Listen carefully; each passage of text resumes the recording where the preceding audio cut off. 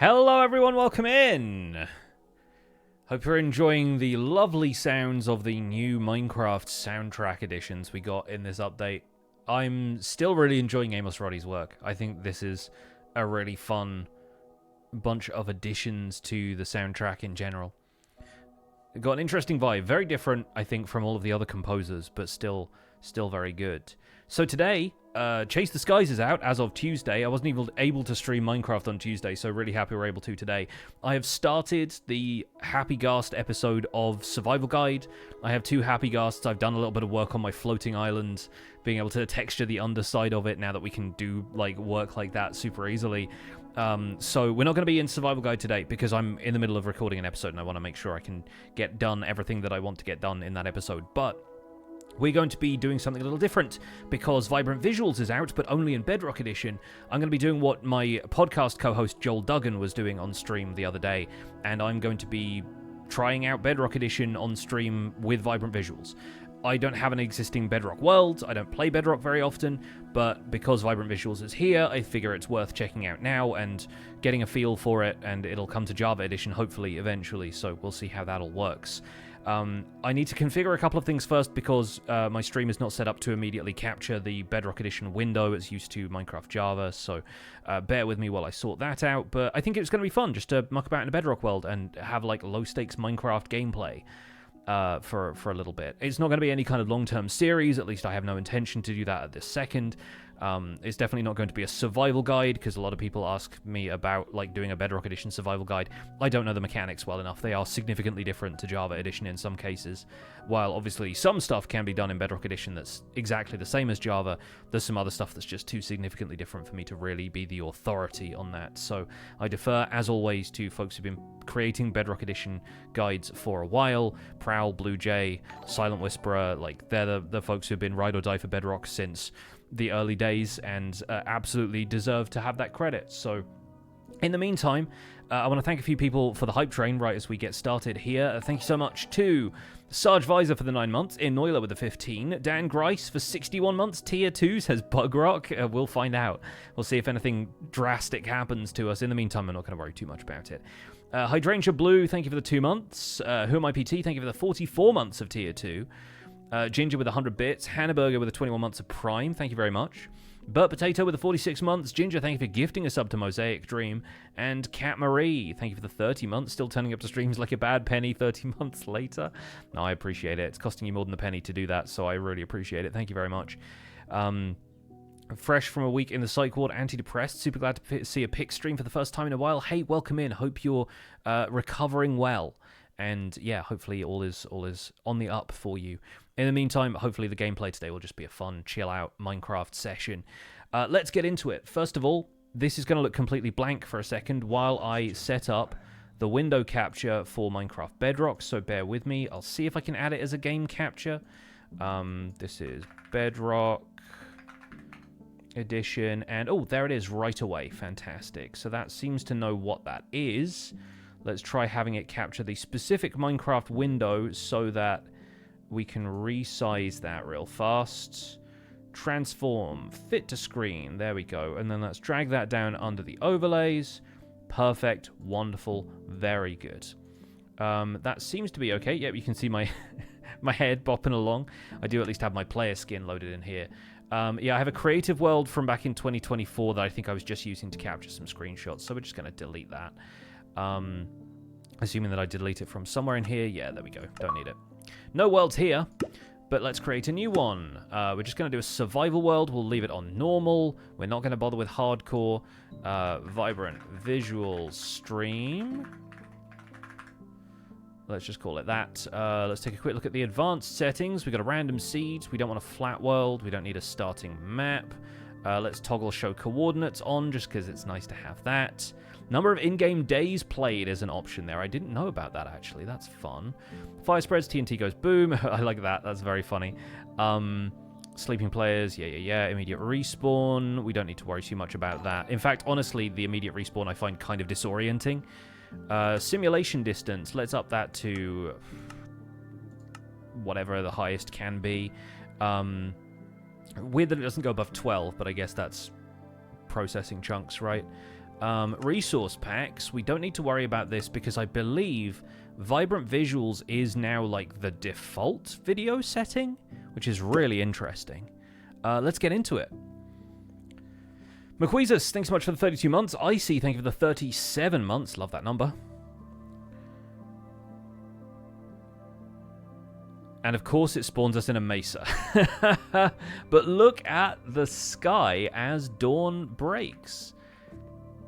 And the pixelated shadows are already here. So this is really interesting. Like, I've not played with any shaders that have pixelated shadows as an option, although they do exist. There are some armadillos out here already. We're in a giant Badlands biome. This is very cool, and the render distance makes it really awesome looking as the sun rises. Look at that. And all of the shadows starting to disappear. It's so interesting that they're, like, locked to the pixel grid. It makes it feel very different to shaders. Like, they move in that kind of jerky fashion, but to be quite honest, I'm not hating it. It's really interesting. And, of course, the player shadow is here, but that moves in a much more dynamic way than the other shadows, although it is still pixelated. Really interesting. Okay, let's try and find some wood. Obviously, we can get some sticks from dead bushes, but I need to find some wood. I also have the animations and stuff turned off so that I can access the inventory quickly. That's a tip I gave to Joel Duggan the other day. There might be some trees growing near the river, hopefully. And obviously, we can go over there and check out the reflections on water. Oh, we have an abandoned mineshaft here. Perfect. Okay, this can be our first wood then. Got to make sure we don't run afoul of any spider spawners in the process. And there's probably going to be mobs in these darker areas, of course. Oh, there's some logs down there. We'll grab the logs instead, and we'll drop the we'll drop the red sand on any unsuspecting mobs. Could grab a torch or two while we're here as well. All right, so let's get an axe at least. All right, pickaxe. It is still slightly uncanny valley for me playing on Bedrock Edition. Like, it still feels like there's a bit of weird... Like, Totaling Craftable doesn't disappear all of the other recipes. That's so strange. Yeah, there's still a little bit of what feels like input lag to me. And the way blocks are broken and some of that stuff just still feels a little odd, but I won't complain about it too much.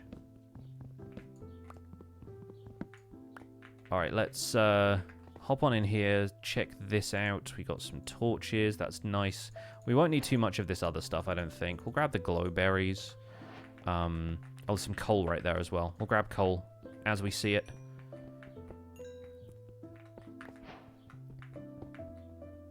So yeah, there's already a little bit more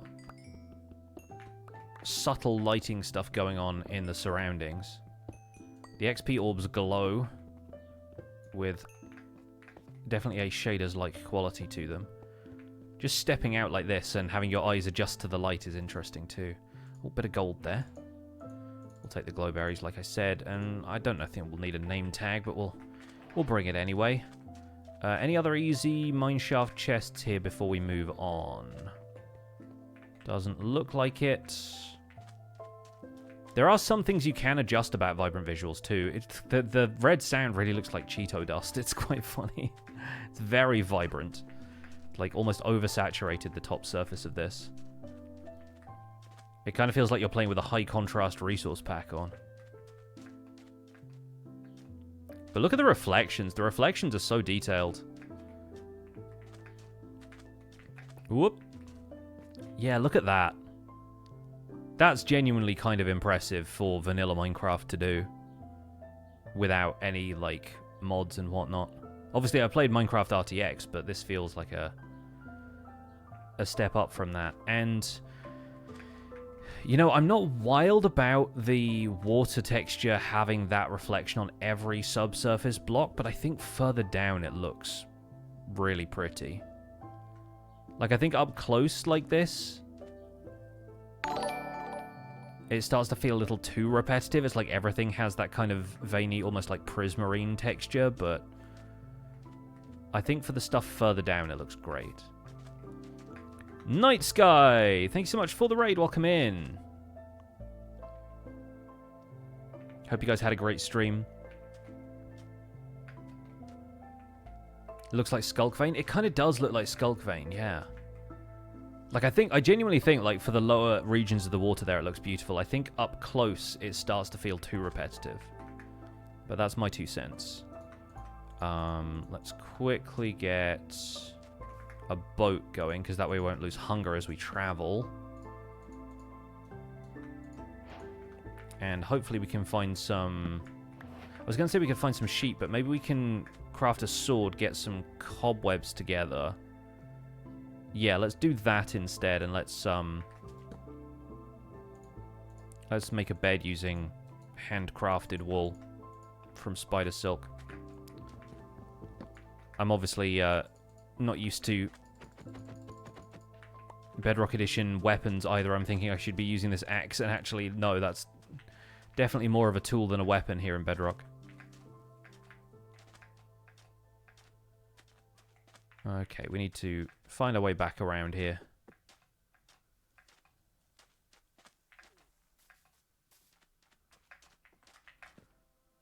Oh, just about made that jump.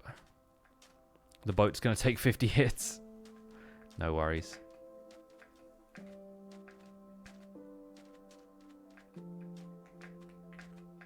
Yeah, I'm leaving the Amos Roddy tracks on to play back to back, but I will shuffle the soundtrack order again in a second. Yeah, we'll hop back down here. I'll break a couple of visible cobwebs, and we should be able to make do with the string we get from that.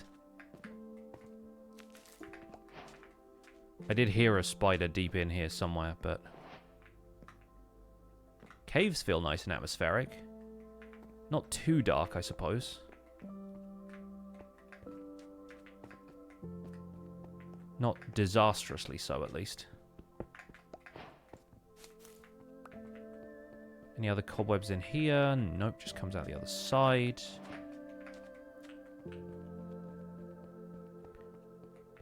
Kind of feels like you're in a minor sandstorm.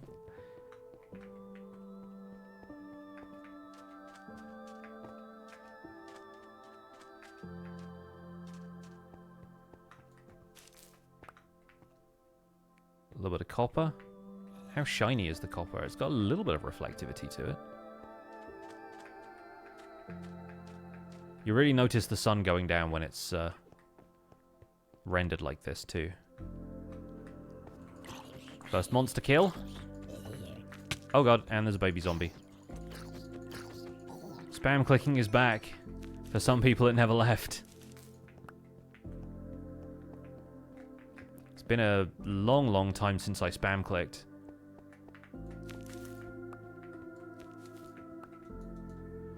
Oh, got some extra coal in there. Nothing else worth taking. What are we going to need the rails for, you know? Okay, that ends down there. Alright, we're already running low on food. The glowberries glow in my hand, though. Dynamic lighting could never.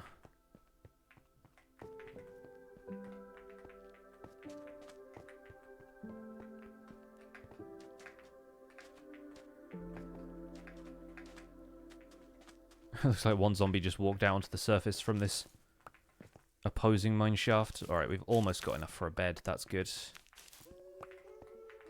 Oh, and here's the new music disc. Let me turn it up real quick. Oh, nope. Hang on. There it goes. If you all want to see a really great take on this, ZloyXP made an animated music video for this music disc. Highly recommend checking it out. Very, very cool.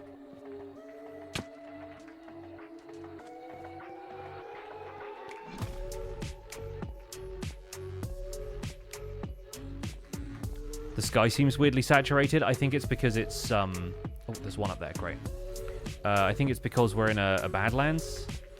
There is this natural, like, cyan quality to the sky in Badlands biomes. I don't think that's even unique to Bedrock Edition. I think it just happens a lot less noticeably on Java Edition. It's a bit more subtle. Alright, we at least have a bed, so now food is the only other outstanding issue. And I should hopefully be able to just...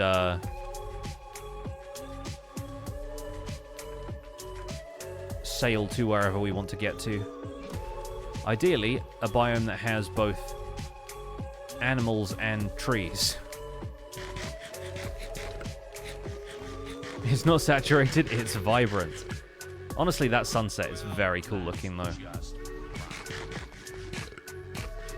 I want to get somewhere with a slightly less warm atmosphere, though. I want to get into, like, a forest somewhere. So let's go sailing, baby! This is, by the way, with the emphasis on performance rather than visuals.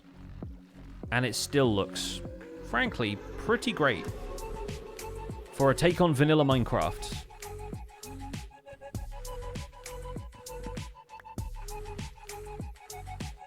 You know, for something Mojang themselves have done. It's pretty cool.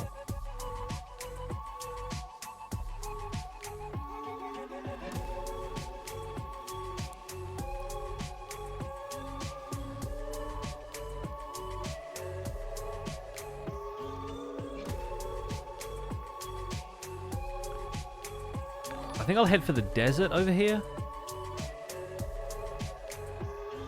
To see if we get any adjacent savanna biomes or anything.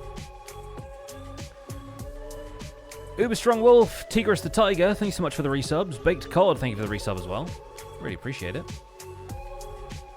I also haven't looked under the water yet, have I? Let's get a feel for the underwater experience, which is almost as important as the above water experience. See, that's interesting. Like, it doesn't show you the landscape around you refracted until you're, like, really close to the surface, which I think is a good decision, because, to be honest, not seeing all of that stuff kind of in cloudy detail means that they can focus you more on the stuff that's around you like this. Yeah, I'm just not certain I'm wild about the way the subsurface scattering happens on these blocks.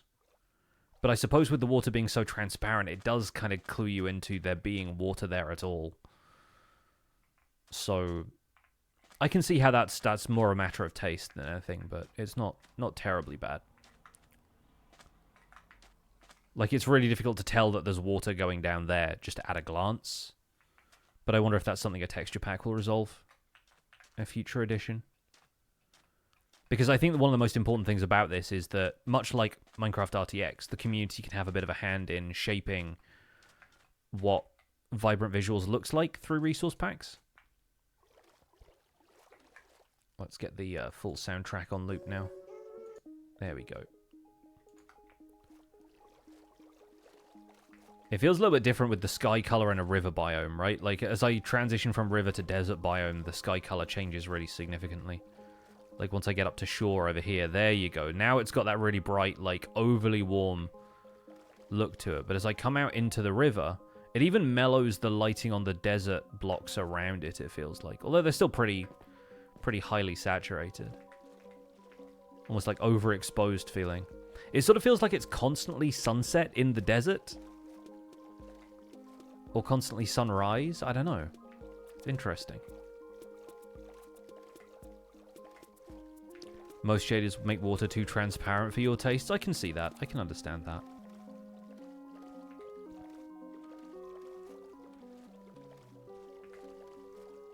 As somebody who loves bright, saturated colors, this does feel very pretty to me, but I do wonder if I'm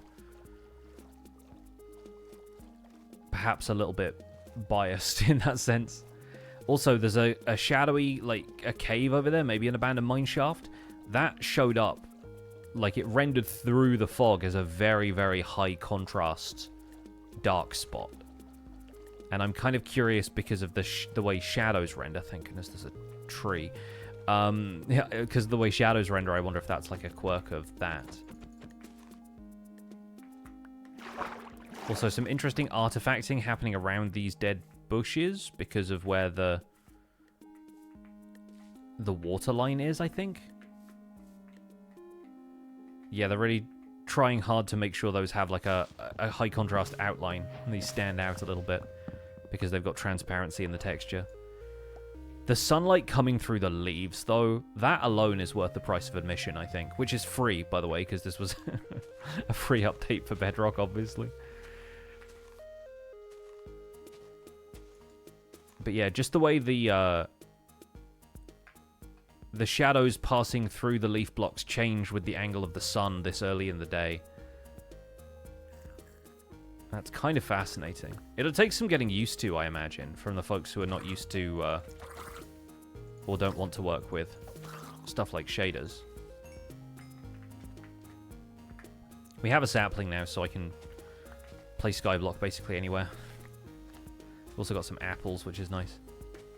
There we go. If I had this amount of apple luck when I played Minecraft Bingo, I swear it'd be a very different game. The wooded Badlands up there looks nice too. Have I stopped playing Misadventures? Nope. I was playing Misadventures on Sunday. We skipped a Minecraft stream on Tuesday because I had a guy here fixing my boiler. But it has been literally 4 days since I was on the Misadventures server, so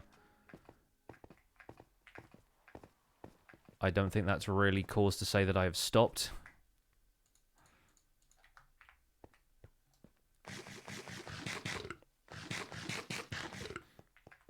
That said, obviously I haven't been able to publish a video for a while because one of the things I wanted to do before I publish a video was get the skeleton dog mount, and that has not happened for me in 2 months worth of streams, so I'm in the process of making a video following up on that, building some stuff. But yeah, it's taking a while.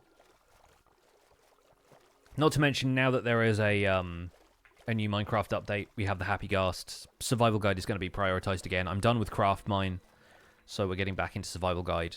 I spent an hour and a half in that earlier today just getting the Happy Ghast and figuring out what I'm going to do with it, which is a lot, trust me. Have a lot of plans. I just want to get out of hot biomes right now. It's the main thing.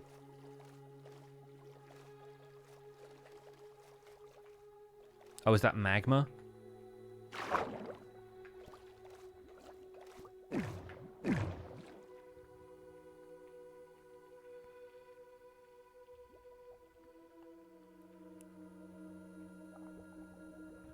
Yeah, it is.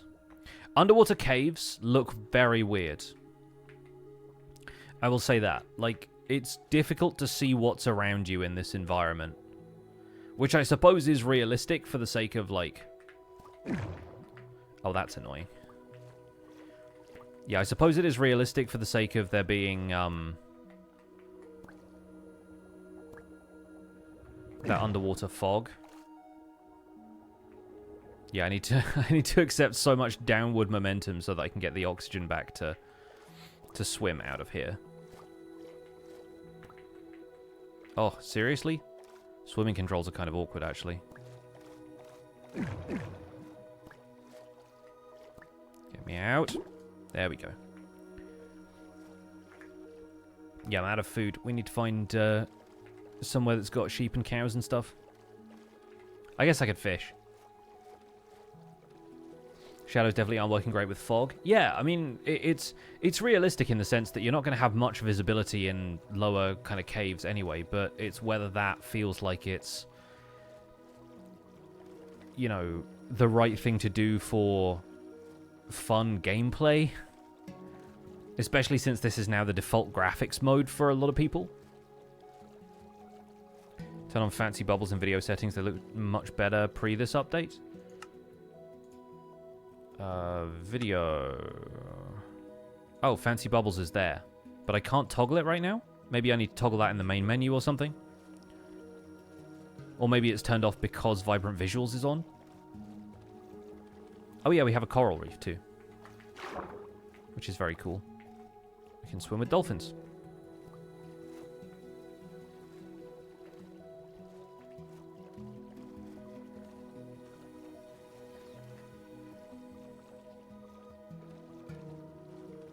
I think I need to find keyboard and mouse. Toggle perspective. I need to set that to R because that's the key I have it on in Java.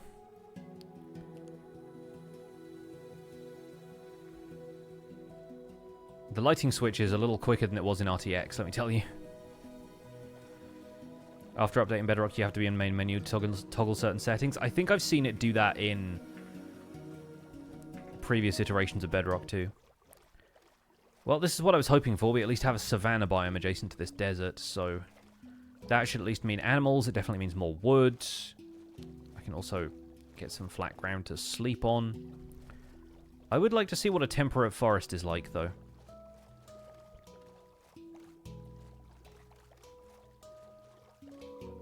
Planning on checking out the other dimensions this stream as well? Depends. I would like to, but I need to find some food first, so one thing at a time.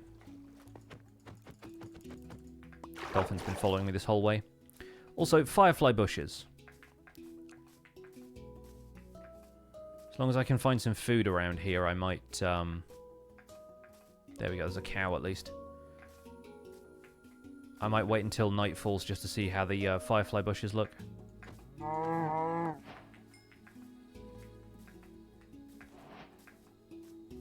Okay, there's a donkey on the edge.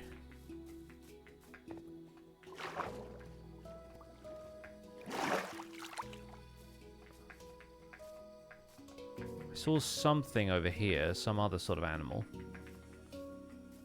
Might have been a sheep, because I think it ate that grass block. But now it is gone. And the drowned is just waiting in the water. So this is Bedrock. And what have you done?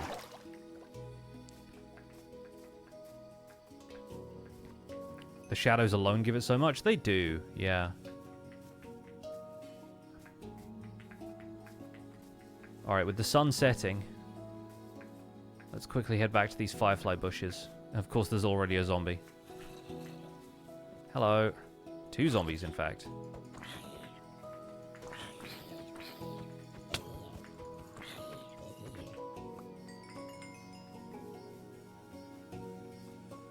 There's a subtle glow to them.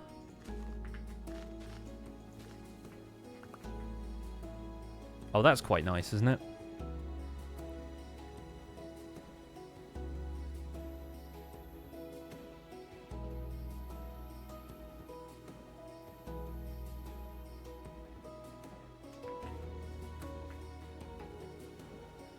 There's a human pyramid of zombies over there. Yeah, having there actually be like a little flare around the firefly particles is really nice.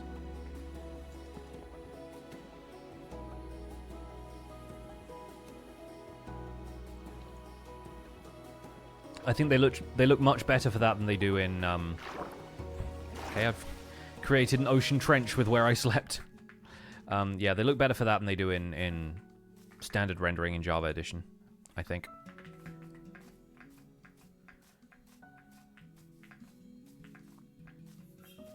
Really interesting. I think, honestly, if you stand still, the pixelated shadows feel a lot more jarring. Because you see them just kind of changing pixel by pixel like that.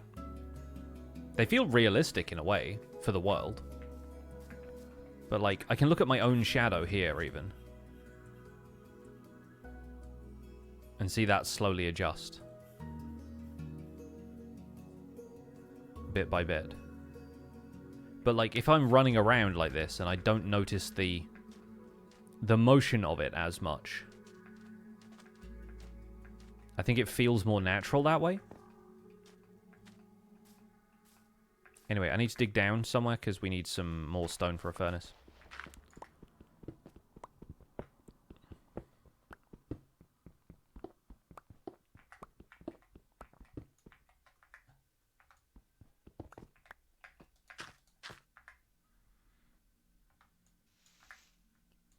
Just put this terracotta here.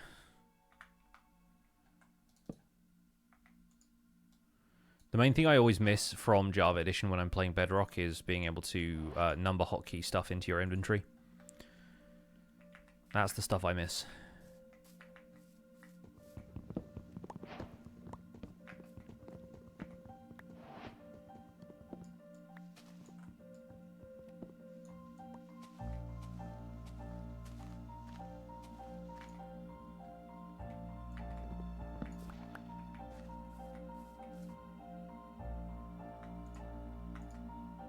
I, like, pull the steak out of the furnace there? I didn't expect... didn't think I did that. Didn't think I only moved one piece of steak. And yeah, the subtle things here that are different to Java Edition, like the way particles pop out of a block when it's broken, the way particles move when you eat, stuff like that, that's just like a little different for me. I think it's interesting that even though those leaves aren't quite flat on the ground, they don't cast a shadow.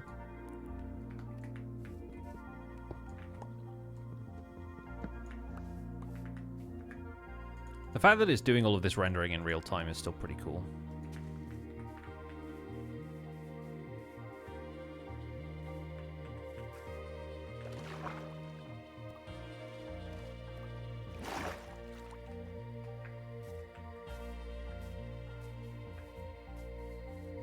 As a Bedrock player, the one thing I wish we had was full offhand use. Yeah.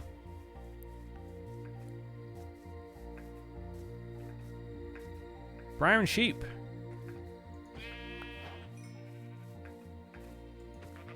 And warm chicken.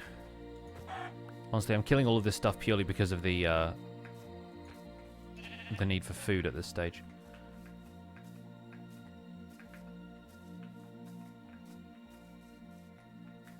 We've got some pumpkins.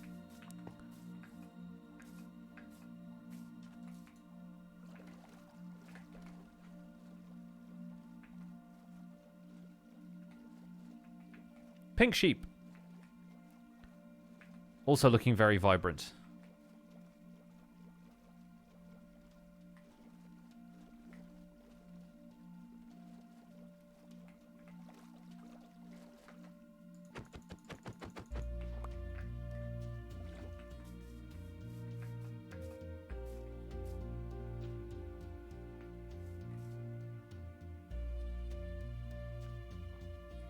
So we do occasionally have falling leaves.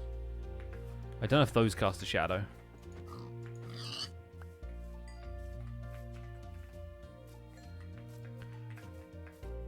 You also really don't get the pack spawning that you get on Java. That's the weirdest thing for me, is all of these animals just being like 1s and 2s here and there instead of like 4 chickens at a time. Well, that's just Plains Village over there. That's what we wanted.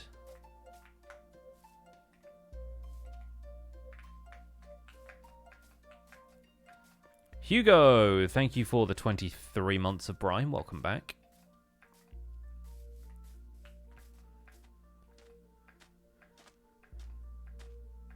Wonder how orange resin looks in this pack. Oh, probably very.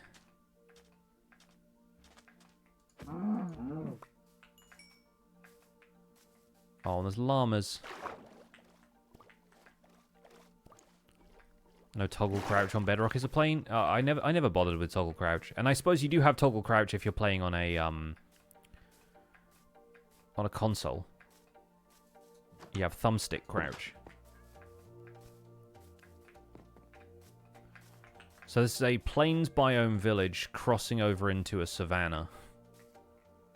So there's spots where our biome color changes and the sky color changes too. Although in a savanna, it's not nearly as cyan as it was in the desert. There's just like an extra light to everything. Yeah, I like the sky color of the plains biome a lot more. Got our iron golem here.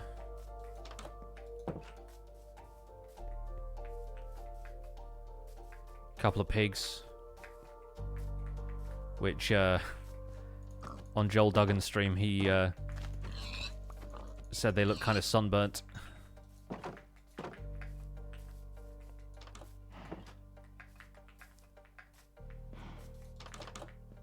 We'll have a blast furnace in there, of course. Brewing stand. I'm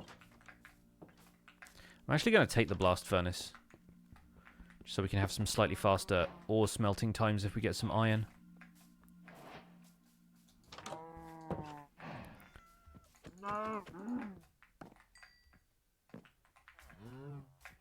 And see, with this, because there's no sunshine directly on top of it, you don't get the water reflections. But if we break out the roof, we start to get some of that. when the sun is overhead.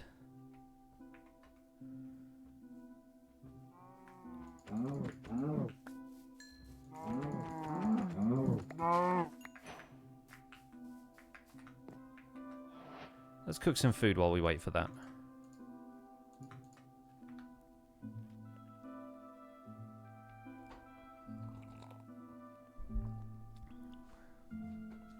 Biome tint needs to be reduced a bit, in my opinion. It'd be nice to be able to adjust that in the settings. Yeah, so in the settings right now, we can have control over shadow quality, clouds, volumetric fog, reflections, bloom. Could probably turn the bloom down a little bit. Maybe make that like a 50% thing. Resolution and upscaling.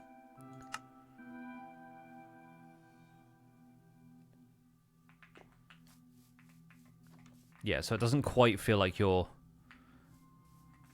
walking out into blinding light anymore.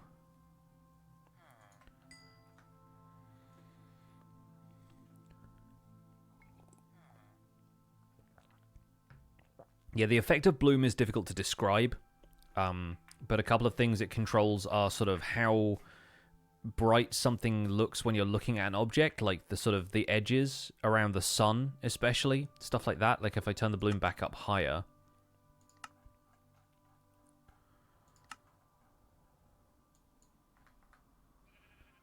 you get that sort of extra aura that it has around the outside is much stronger.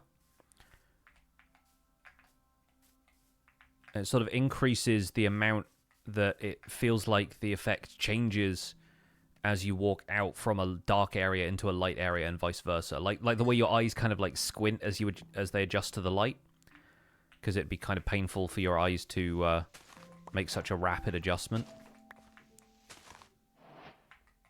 Also, the sun is setting over there, which is not the best time to test out our water reflections.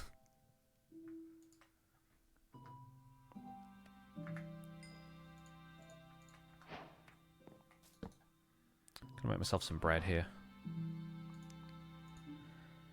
Yeah, the other thing I'm not used to is one-click, shift-click crafting going straight into the inventory. Like I'm used to it at least appearing in the crafting interface first. Let's turn our bed yellow. Let's have a yellow bed.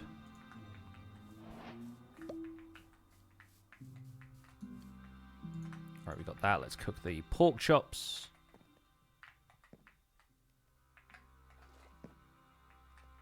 Yeah, interesting seeing the angle of the sun like this through the glass. It's neat. Found the sweet spot for bloom at 74. All right, I'll trust your judgment.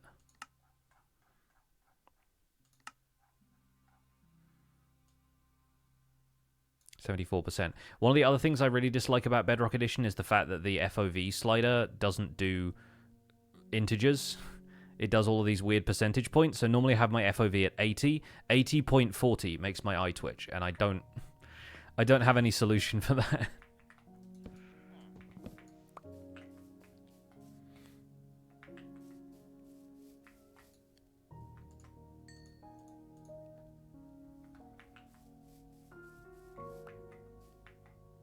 Was there any light coming from the furnace? No, not really. Because I presume the furnace has been changed so that obviously it's still providing block light to the environment, but it's not emissive. Is there a hotkey to turn vibrant visuals on and off? Or is it like the yeah, you can't mess with the graphics mode whilst you're playing. It's not like Minecraft RTX where you could turn it on and off with, I think it was like semicolon or something you could do it with.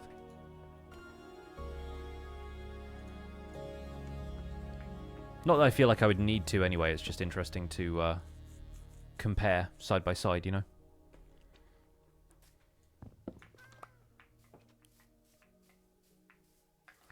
If you slide it to an extreme, does it then go down in integer increments? I don't think so, because if it starts on 70, like 70 is normal, right? But it adjusts it by like 0.80 each time. And I'm like, why? Is it something to do with the way the scale is laid out? Is it something to do with the resolution of my monitor? I don't know. Sakan Trees, thanks so much for the raid. Welcome in. Or Satchan Tries, is that how I pronounce that? Sounds like a manga.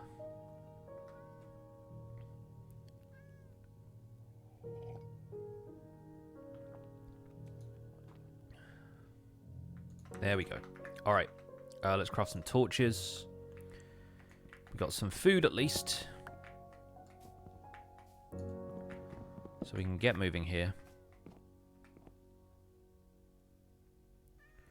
Under the hood, they don't use degrees for FOV. I assume it's internal implementation bubbling up to the user interface. Yeah, I expect, honestly, if you gave us an actual number for what 80 FOV is on Java, it probably wouldn't be, like, exactly right or anything. I'm just, I don't know, a stickler for stuff like that.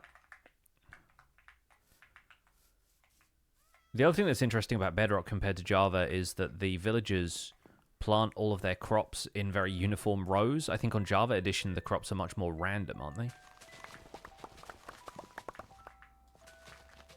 Could honestly use a few potatoes for later, just in case.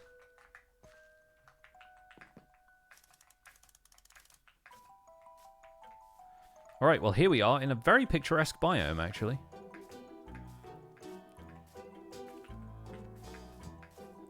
Can do a little bit of exploring. We've got the food problem sorted out. Now I think it's time to gather some resources.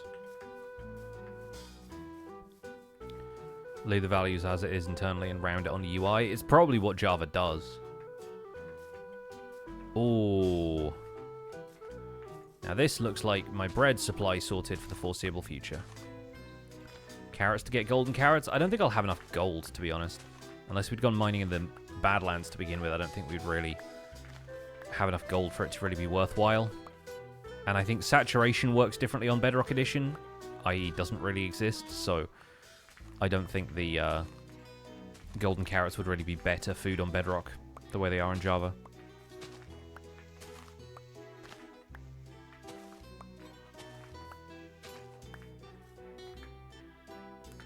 Chuck that for now. Because, yeah, if we turn all this into wheat, then we have over a stack of bread, which is great. And I could honestly just get rid of some of this food. But we'll keep it in a village chest for now, and that way, if we need it, we can come back to it. Use steak and baked potatoes as primary food sources in Bedrock. That's fair. I went with baked potatoes for a very long time. Just because they were so easy to grow. But that's when I didn't really know how to make, like, cow farms and stuff. Does this feel like a... No, it's not really a cave. Oh, I don't know, though. This cartographer seems to think it's a cave. There's Nitwit also.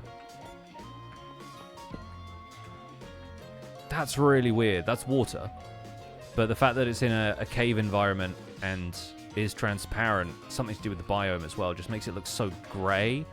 And that sort of looked like a weird oil deposit or like some other kind of rock.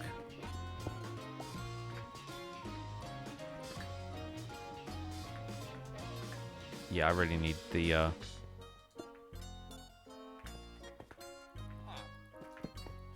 one-touch hotkey numbering. I missed that.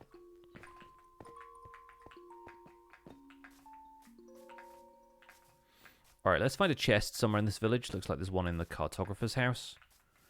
I'll drop off all my food with him. Oh, that workstation was angry. Let's leave that there so that we can have a bit more inventory space free.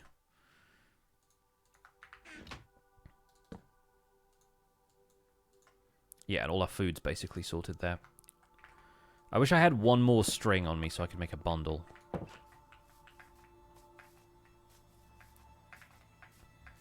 Transparent water just makes you want to turn off vibrant visuals. Yeah, I can see why some people are turned off by it. I think, honestly, like, it makes rivers, especially in areas like that, look super cool. And the reflectivity is really nice. But yeah, in caves, it's not the best experience. It kind of reminds me of the...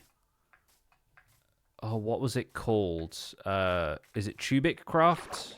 The resource pack that replaces all of the block textures with just the name written on it, but it keeps the transparency of water, so the word water is just kind of hovering in midair or whatever. And lava is almost impossible to see.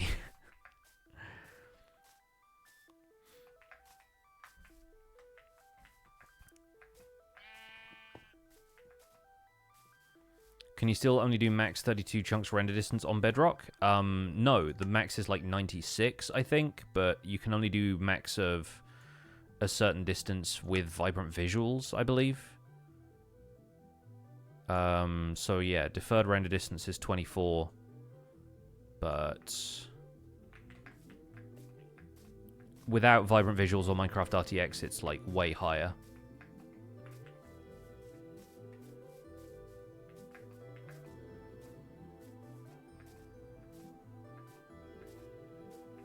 And honestly, I prefer having like a slightly nearer render distance because I think it ruins my immersion to be able to see infinitely. So I don't really ever get on with stuff like Distant Horizons. I don't like being able to see chunks loading in the distance wherever possible. And obviously that's very dependent on your hardware, but I do find it kind of distracting to see big gaps in the area you've explored, you know?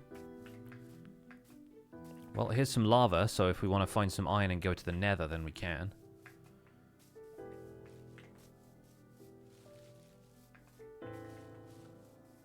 I do like having little dappled sunlight on the trunks of trees and on the ground as you walk through a forest. I think that's really nice. It's interesting how, obviously, the thicker leaves don't allow as much transparency through. It feels realistic in that sense, but as you're looking at the shadows on the ground like that with the angle of the sun moving, it's kind of got this very slow TV static quality to it that I think feels strange if you stand still and look at it for too long, but feels nicer when you're just running around it, you know? I wonder if there's any iron down there. There's copper. Is that a dog? Well, it's a wolf, but you know. Another sunburnt pig. Never going to be able to unsee that now, thanks to Joel.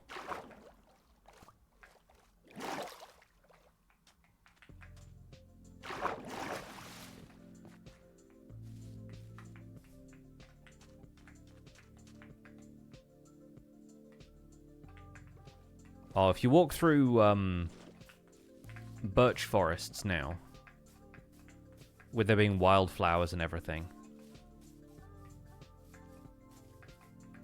all it needs is the occasional mushroom growing from a tree and the occasional branch sticking out from higher up. And this is basically that one concept art thing that they did with birch forests that everyone was up in arms over for ages. Funny that there aren't wildflowers everywhere in these, though. They're on some of these higher blocks, but it feels like in Java Edition they just spam them everywhere. On Bedrock they're a lot less frequent. But I swear half of the vibe of that concept art was like the sunlight coming through the trees and like a couple of flowers and rocks on the ground, and people were like, oh, why can't we have that? And I'm like, because natural lighting isn't a thing in Minecraft? Now it kind of is. Now it kind of is.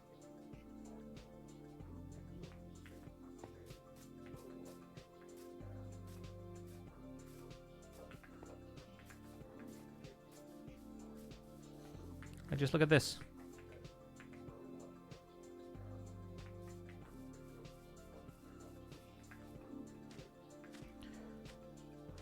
Tiger biome. We're getting into colder territory here. How does that change the atmosphere? Not thoroughly. Let me mess with the bloom control again.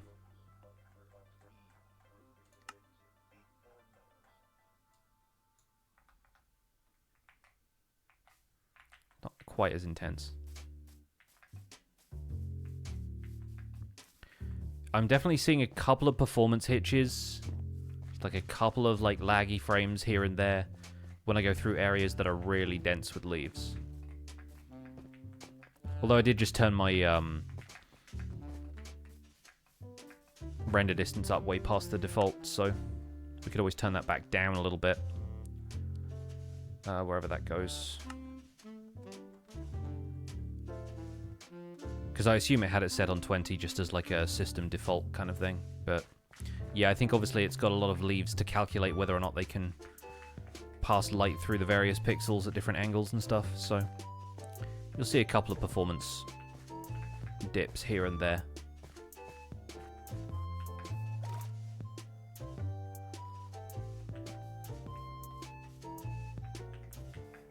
Is that frozen ocean out there? Or is that just a rocky landscape? Oh, that is icebergs. Cool. Let's go looking through those, because I think ice is one of the more reflective materials, right? What are the different settings do like bloom? We've already covered bloom a little bit. It's kind of related to the aura of brightness. It's around a certain like object like the sun. And how much your eyes have to adjust leaving caves and stuff. I'm pretty sure that's the way it works, but folks in the chat who know more about the technical side of shaders can correct me if I'm wrong. The other settings are, I think, fairly self-explanatory from what I've seen.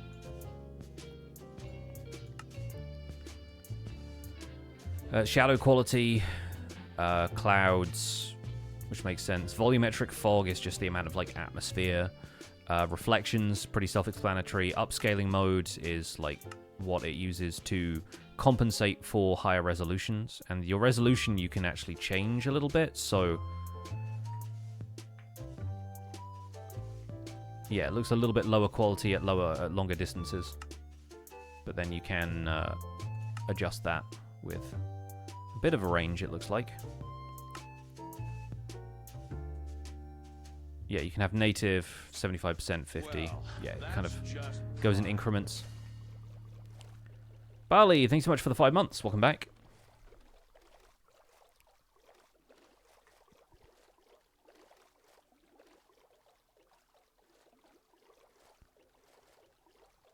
These kelp forests out here.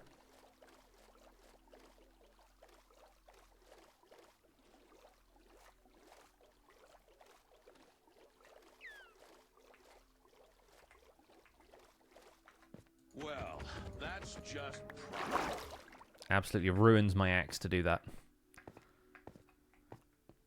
Yeah, they've got a bit of reflectivity on the ice. It's really interesting how that's mapped to some of the pixels, too. That's really cool looking. Oh, glow squid below the surface. Obviously, you don't get player reflections. You obviously get a player shadow. But, like, yeah, entities cast shadows but aren't reflected.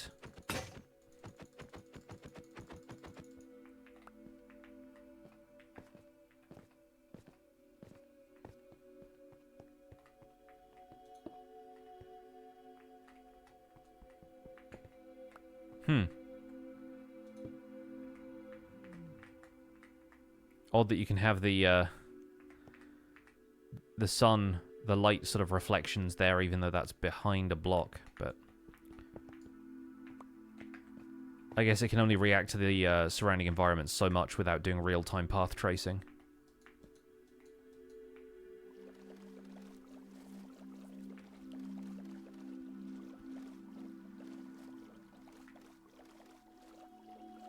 Is that from the water below? It seemed to be from the surface of the ice. I can't really pick up any ice and take it somewhere else right now, so maybe something to test in the creative world.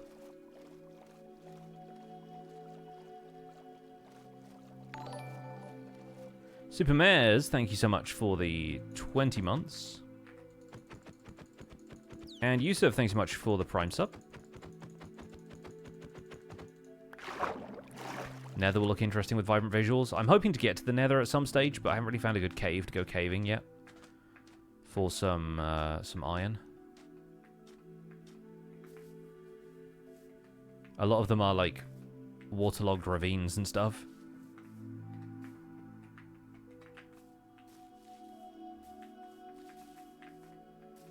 And we could obviously dig straight down or staircase down, but maybe something like this will fit the bill.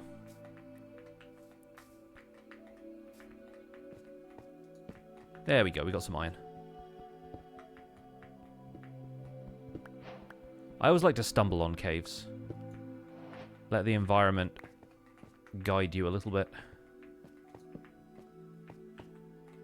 Oh, and this actually opens out into something that looks quite nice. Okay. Well, we'll throw down the blast furnace once we have 8 iron, I guess.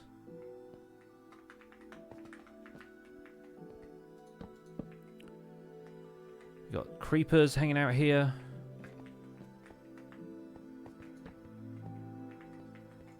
I don't know how it's coming across on stream, but the caves are quite dark, but not perhaps too dark to see.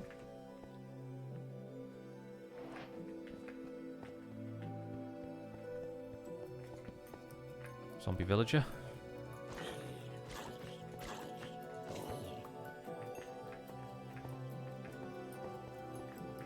We have a little bit of gold in the ceiling there as well.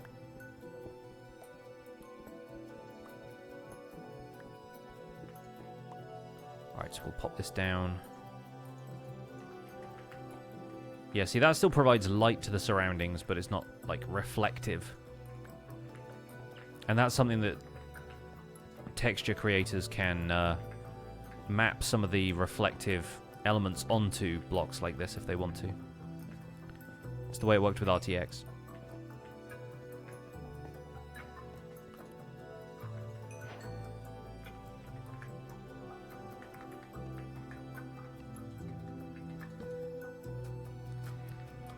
We definitely need an iron pickaxe first.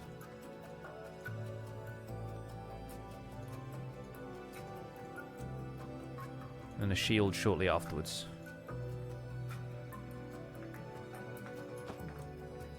There's no shield hotkey though, which is interesting. I'll make an iron sword.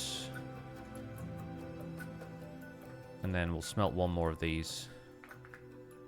Make an iron axe as well.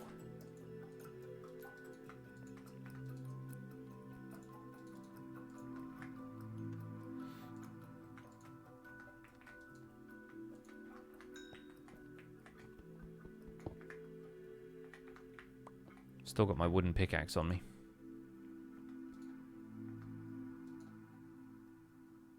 There we go.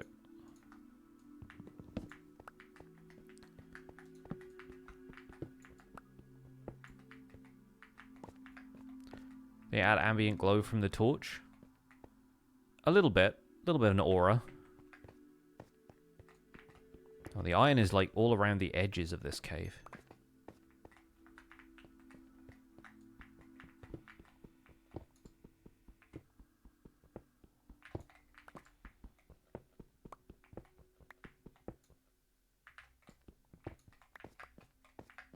Oh, one more there. Okay, we got 10. Set of shears and a chest plate, or helmet and boots. Or a bucket. Yeah, a bucket would be good. Leggings and a bucket. Chest plate and a bucket.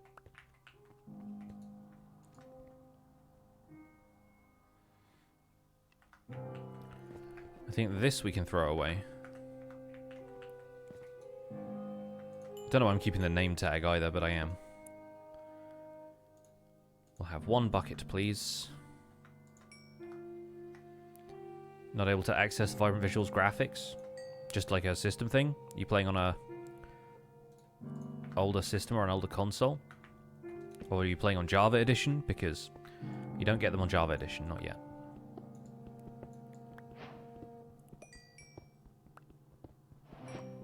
Just returned to Minecraft Pocket Edition today. Ah, right. Well, Pocket Edition is probably going to be the hardest system to get it running on because of the sheer variety of devices that exist out there. We have some leather, I guess we could make armor from if I cared to make leather armor, which I don't.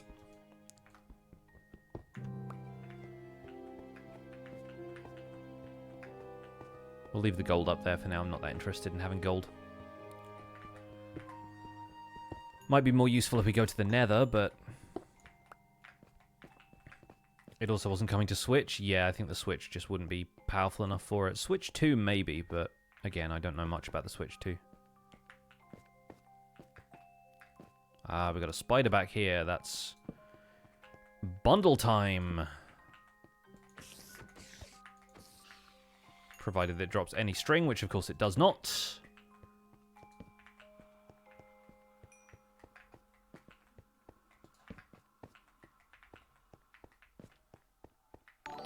What's up, Anathra? Yes, the new background is temporary because it is currently a bunch of wrapping paper and parcel paper stuck to the wall. But we are planning where the new light panels and stuff are going to go. And in the meantime, the other element of it is the hemness.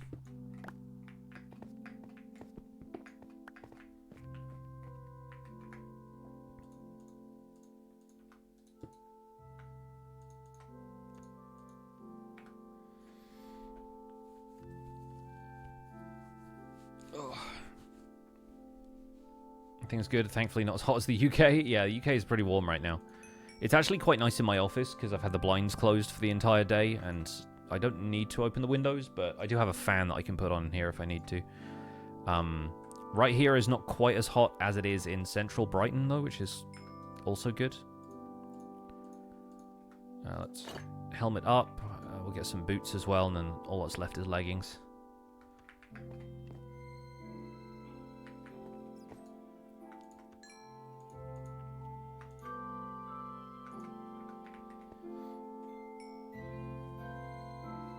Good weather in Dublin will be great for the barbecue this evening. Yeah, friends of ours are having a barbecue this weekend, which we'll be headed to on Sunday, so there will be no streams on Sunday.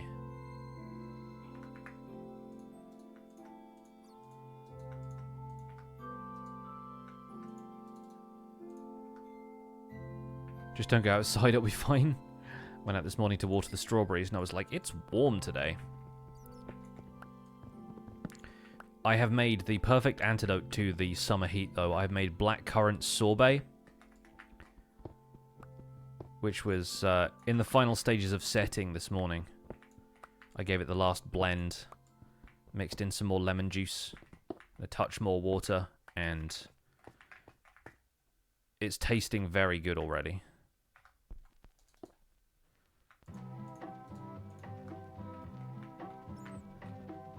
Sounds amazing. It is. Trust me, it is. I've only ever got to make blackcurrant sorbet once before. I've been making sorbet since university. I made mango sorbet the first time, bit of lemon. I've done a few other various recipes here and there. I think I made passion fruit sorbet once, which was fun. But, yeah, you don't get blackcurrants that often in UK supermarkets. So the only time I've been able to make them was when our cousins gave me some cuttings from their blackberry bush, but I've been not blackberry, blackcurrant. Blackberry I can make anytime, but yeah, they're blackcurrant bush. And since then, I have a house and a garden, and I have my own blackcurrant bush. Blackcurrants on their own are very bitter, but if you mix them with sugar and lemon juice and make the sorbet syrup out of that, oh, it's good. Yeah, you can always use Ribena, I suppose, but I don't know quite how Ribena freezes. I guess you can make Ribena ice lollies that way too, so. But it won't be quite as good as the real thing. When am I returning to the survival guides? I've actually started recording a video from the Chase the Skies update earlier this morning, so hopefully that video should be up either tomorrow or Saturday. I have kind of a busy weekend ahead of me, but yeah, Survival Guide will be back. And the Happy Ghast actually lets me do a bunch of cool stuff in like the Windy City project for like building vertically and doing a lot of floating detailed builds. Okay, not seeing much in the way of diamond, but that cave just got darker as I looked at it.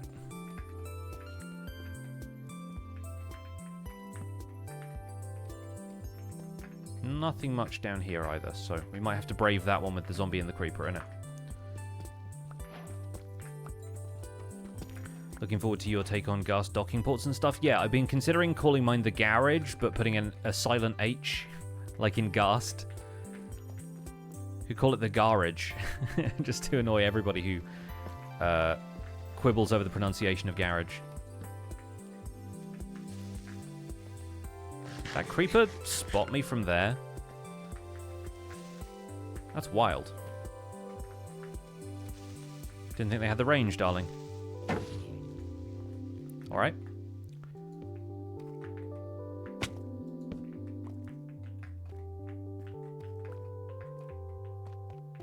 Any diamonds anywhere.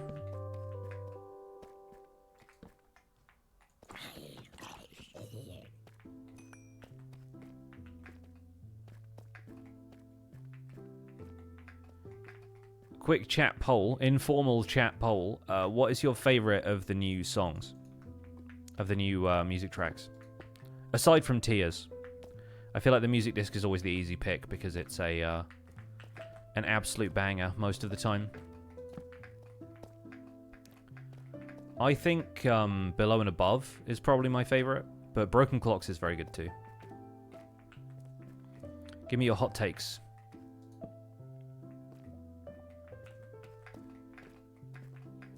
Haven't heard them yet? You're listening to one now.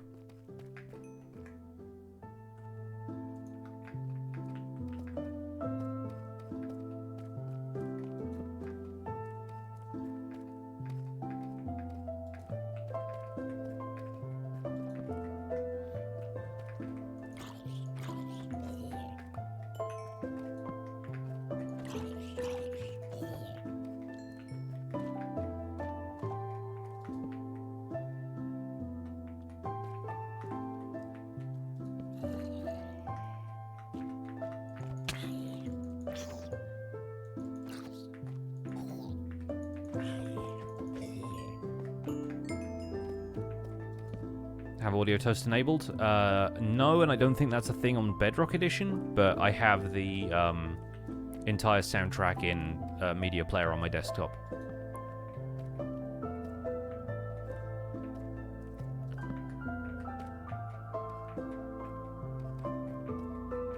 Aha, finally.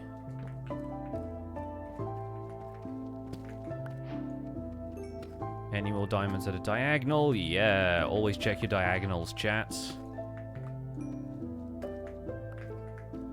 That's 2. And a helpful pool of lava down here as well, so if we find a third, we'll go to the Nether.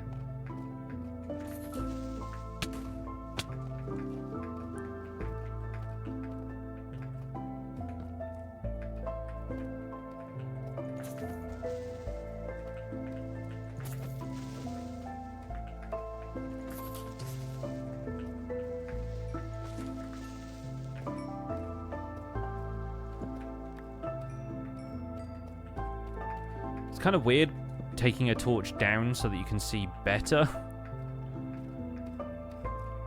That's the way it balances things.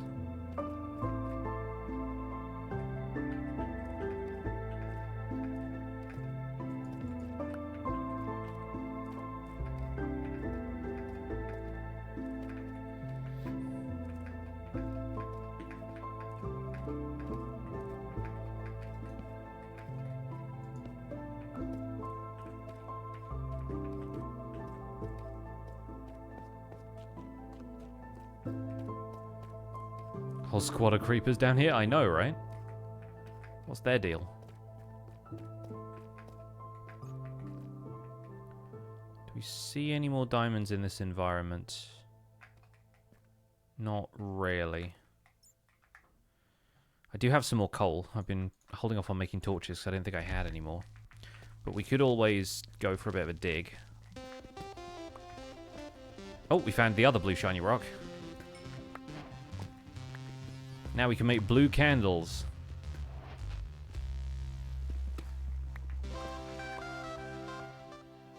Let's turn that one back down.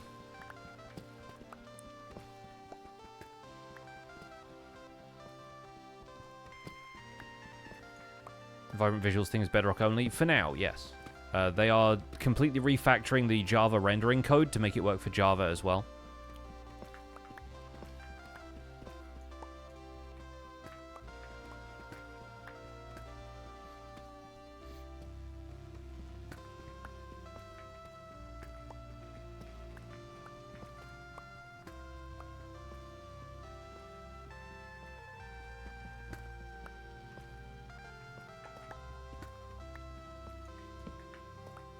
But I'm expecting it'll probably be, at least in prototype on Java Edition, by the next gameplay drop. That's what I would hope.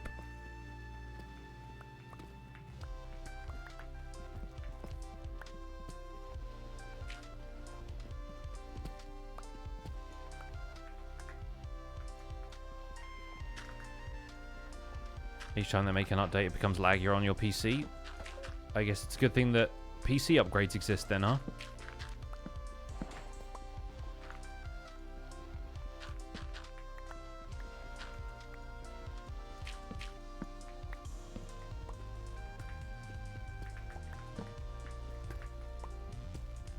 Something about the smell of a new Minecraft world. They've added vibrant smell to this one as well. This could be a Lost Boards of Canada track. Maybe, yeah.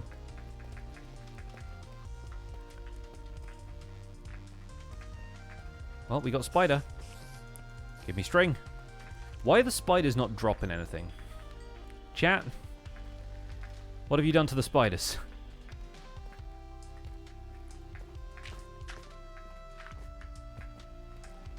What have you personally done with these spiders?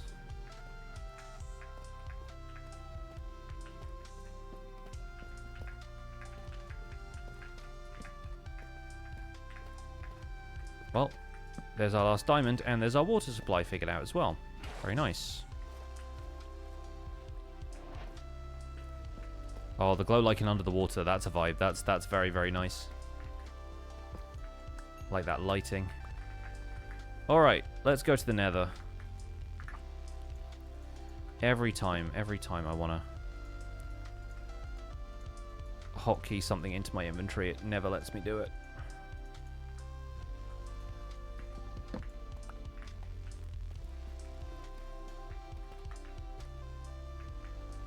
Oh, that's some more water over there. There's just weird reflectivity going on. I was like, what is that? Oh, a slime!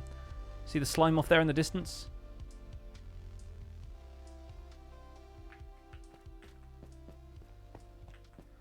This looks like a good natural spot to farm some obsidian.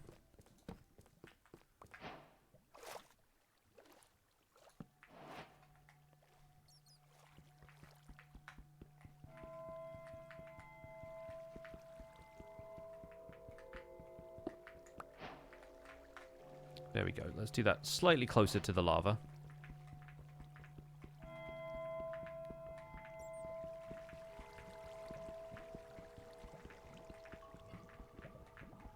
Hold the line.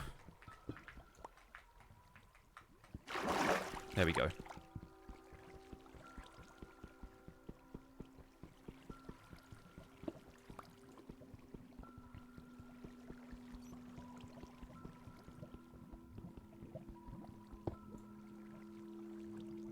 Oh, this is weird. What's going on there? Water particles in the air. Cool looking.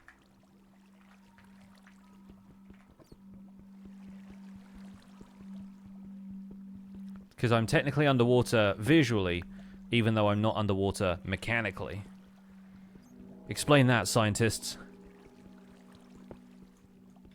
Well, we just lost that piece of obsidian.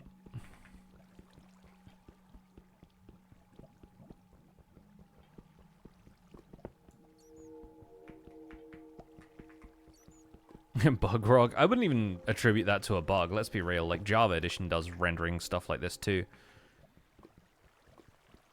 Both versions of game are weird.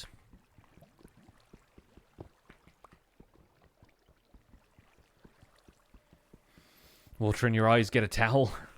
Toweling myself off with this freshly harvested gravel. Oh, hello.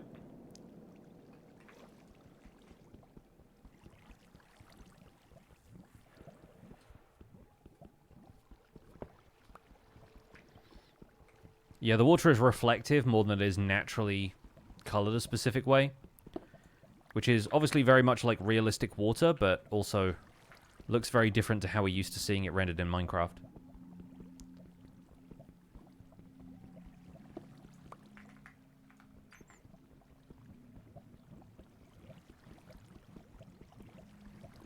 We're going for the full 14. Including the corners.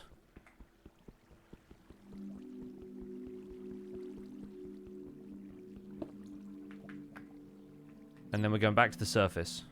Oh, the slime jumped into the lava for us. How lovely. I'll take it, thank you. Get out of here, you.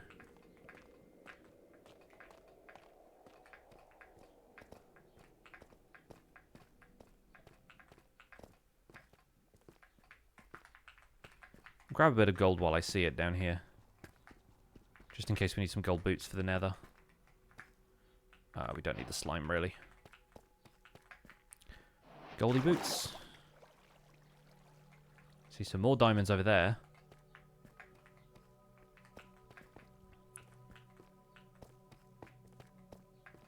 Moving water doesn't look good. It's so clear it's almost invisible. Yeah, I've had a couple of issues with that now.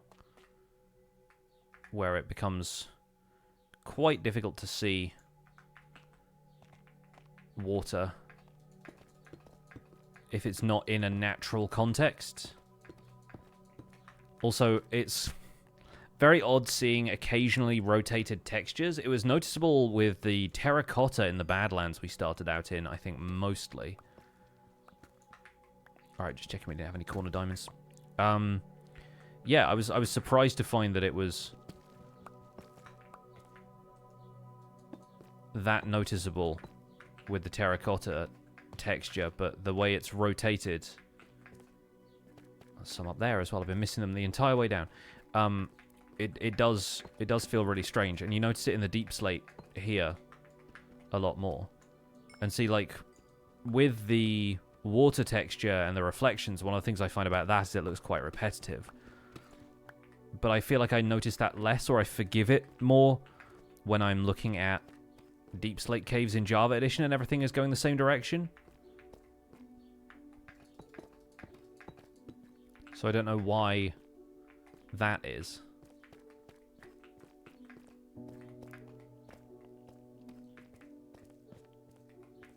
Oh yeah, we didn't go this way, did we?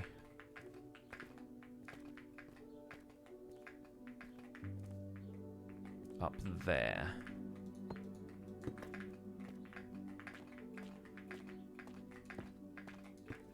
Don't ask me how I navigate in caves, I just do. As long as we can see the lava, I guess it's fine, yeah. Like I said, it's not the Chubit Craft experience where you end up with lava just with the word lava written on it instead of a texture.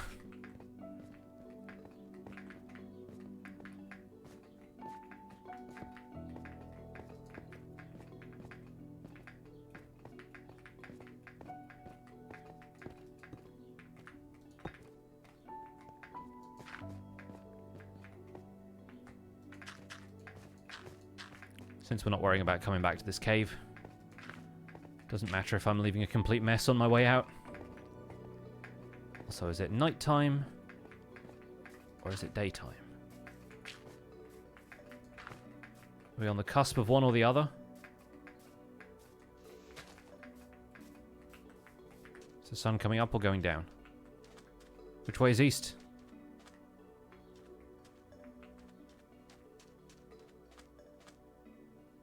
Sun is going down. That is west. We're going to make a portal here.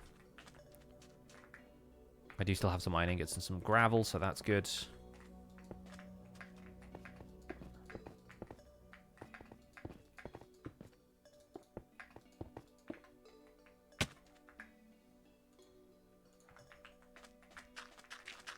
Time to make a shovel for the first time.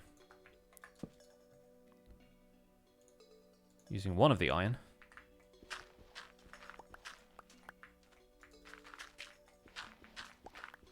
There it is. Flint and steel.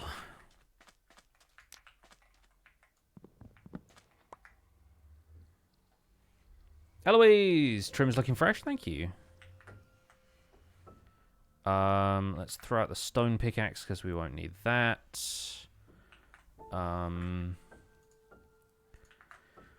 can use deep slate if we want to. Although, yeah, let's make a chest. Let's do it the civilized way and make a chest to put all our stuff in. We can set spawn here as well.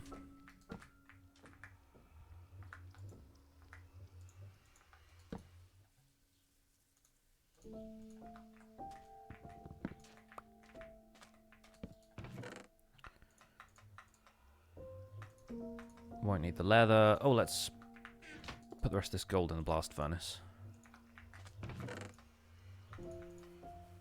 Yeah, we'll use that if we need to navigate. We'll make these into some more torches.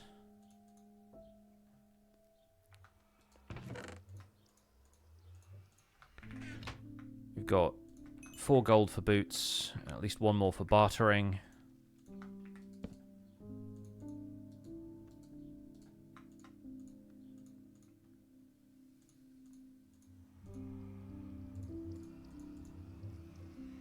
Maybe make a diamond sword. And that might benefit us somewhat in the Nether.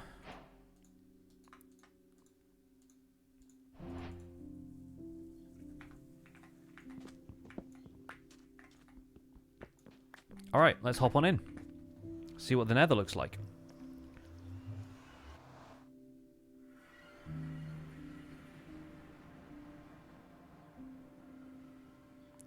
This is one of those situations where the terrain is loaded before the game shows you any of it. And of course we're in a basalt delta.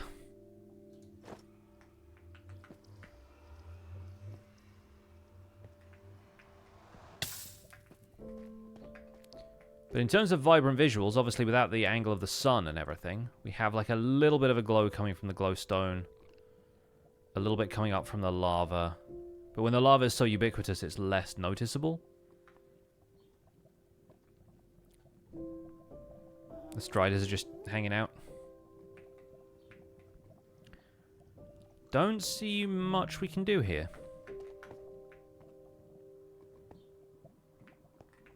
A lot of particles. Yeah, I mean, there's a lot in a basalt delta anyway, but I think on Bedrock Edition it might be slightly more intense. I saw a spider. Multiple spiders. Give me your string. Yes, finally.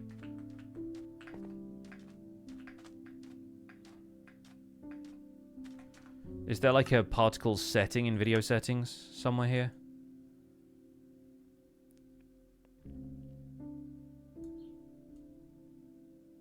Not one that I see.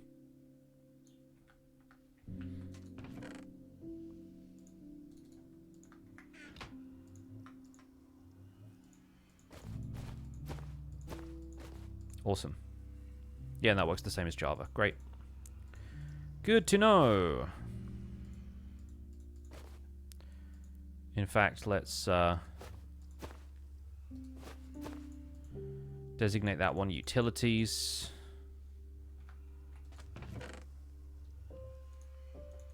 This one can be loosened useful items. Great.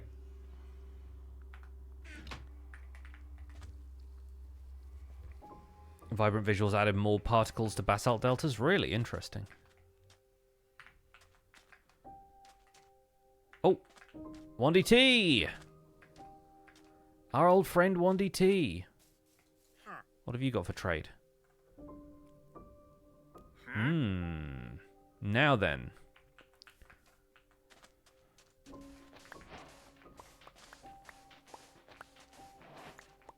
So nice that we can actually trade stuff to the Wandering Trader now.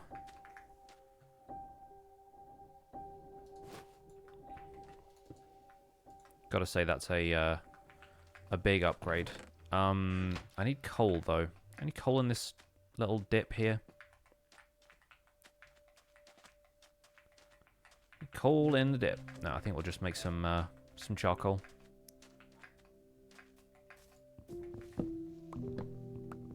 Oh, I could go and get some lava, you're right. Loath though I would be to give up my bucket. That's a possibility.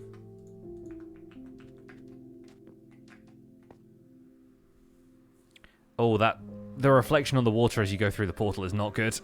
That's a lot.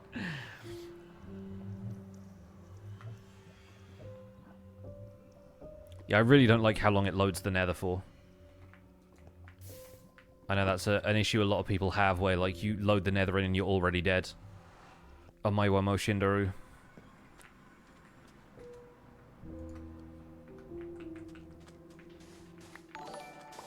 Parishioner, thank you for the 42 months. Also, John, thank you so much for gifting 5. Sorry, I missed that earlier. I must have been trying to get out of a cave or something. Really appreciate the gift subs. Folks in the chat, hopefully you do as well. Let me quickly... Okay, cool. Right.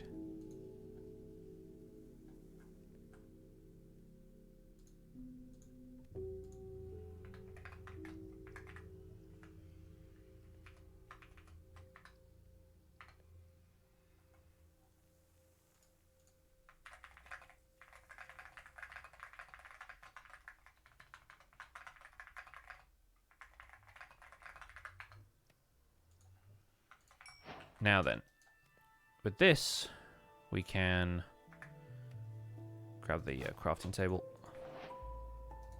Well, that's just prime. We can get some glass bottles.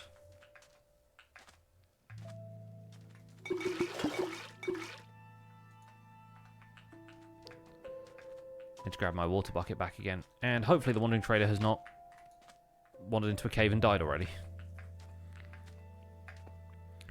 Kalos, thanks so much for the Prime sub.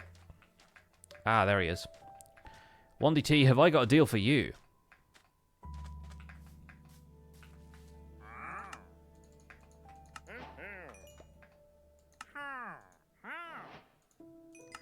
Okay, you can only do that twice. But I can buy some mangrove logs, that's huge. Or some sand. He always wants to sell you sand on the beach, doesn't he? Let's buy some mangrove logs, dude. Thank you very much, 1DT. He sounds almost too happy. Well, let's be real, you've just traded him some stuff. Of course, I made like a ton of glass bottles, and for what? I do wish he restocked. I think that's the one thing I would love for the Wandering Trader to do, is actually restock. Obviously, you got to stay hydrated, chat.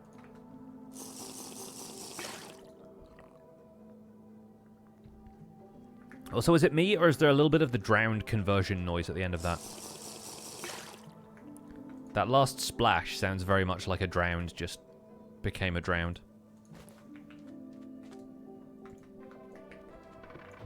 Oh, we got that now.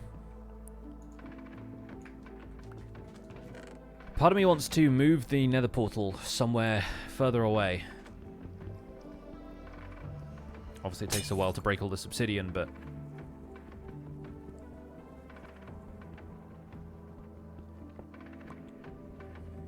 As opposed to the burp when eating, yeah.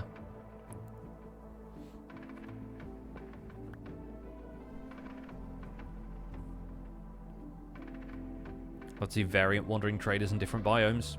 To be honest, that's not the attention I want paid to the Wandering Trader.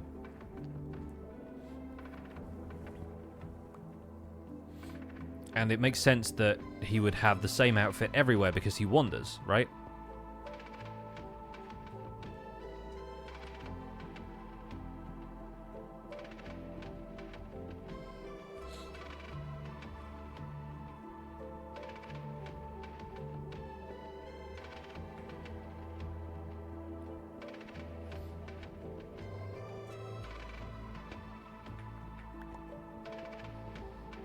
A hermit living alone far from villages. The Hermetic Trader. It's the same person every time, especially when he appears twice within render distance of himself. It's always my favorite thing with the Wandering Trader, is like when there are multiple Wandering Traders.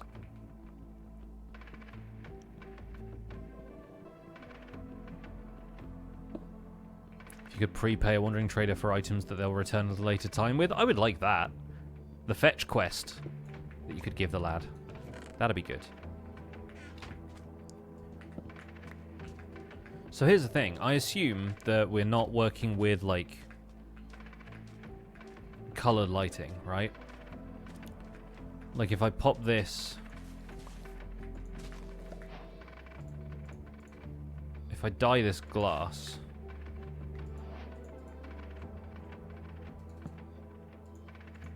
We're not going to get, like, a red...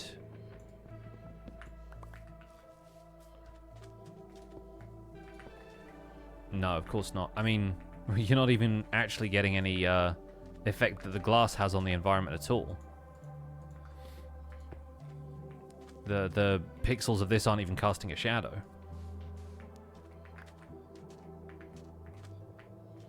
Which is interesting.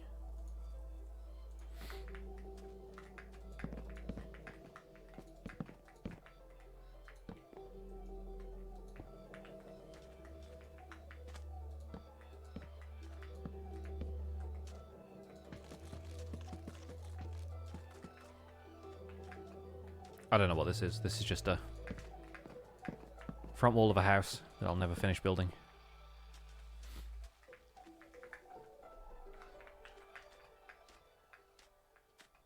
No tinted shadows, literally unplayable. I mean, that's what Minecraft RTX is for, right? Just a project that they haven't been able to fully maintain.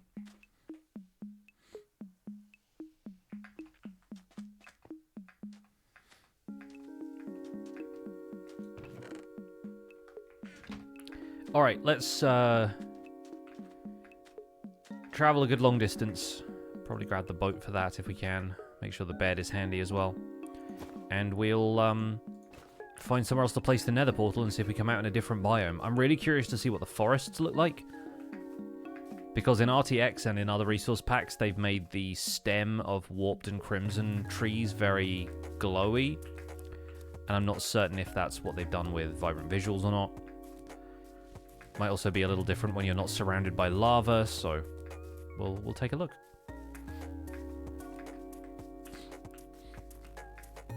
Having only warm-colored shadows is going to clash with cold-colored builds. I think, honestly, it depends on the biome. Because,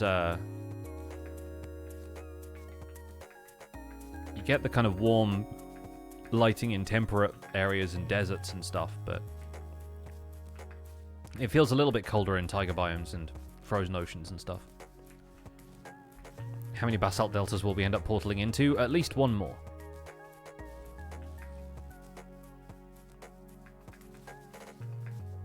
Honestly, would not be surprised if it was the same one.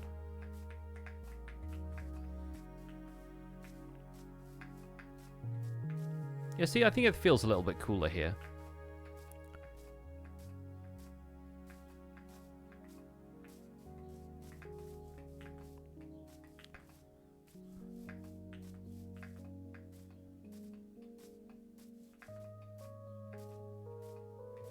Temperate cows. I do like seeing the warm light of the sunset. That's very pretty. Your current Java-based world, you haven't found anything except basalt delta, went over 1,000 blocks in each direction. Well, the good news is you've got a fantastic magma cube farm there.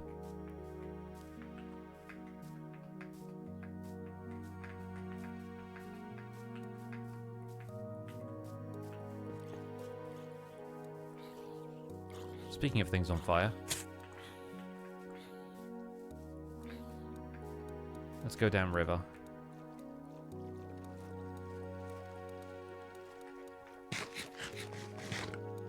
Yay? Question mark? Yeah, absolutely correct response. Mint green of the grass and the spruce biome is definitely more noticeable with vibrant visuals. Yeah, I think they have amped up some of the saturation a lot. As Joel noted yesterday with the incredibly pink pigs. I think red sand in the Badlands where we started out was very Cheeto dust looking. So that was kind of a lot.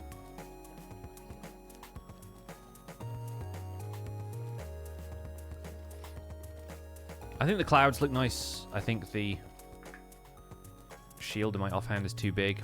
Yeah, I think the overall atmosphere of it is fun, and it's of course, a great way to make Minecraft feel like a more modern game to the folks who deride the cartoonish blockiness of everything.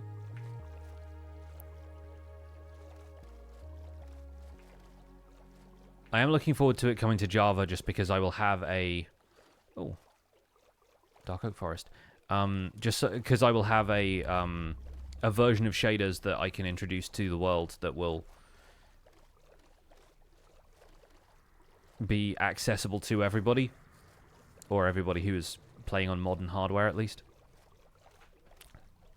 So, I can use that without installing a shaders mod, and that's going to make things very nice for me. Cold chickens! My favorite chicken variant. I love them so much. They're very, very good. Right, we traveled, I'd say over 1,000 blocks.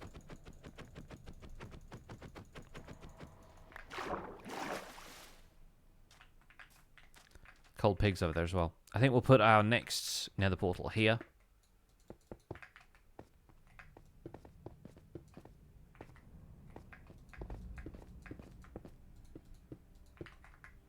And let's try again. Basalt Delta number 2. Was I tempted to convert my survival guide world to Bedrock? No, I'll just wait for vibrant visuals on Java. Okay, we're out of here, and we can see a warped forest, so that's better. Oh, treasure bastion as well, nice. Yeah, they have a bit of that glow, but not nearly as fierce as it was on Minecraft RTX. It really felt like it was the whole point of the block on Minecraft RTX.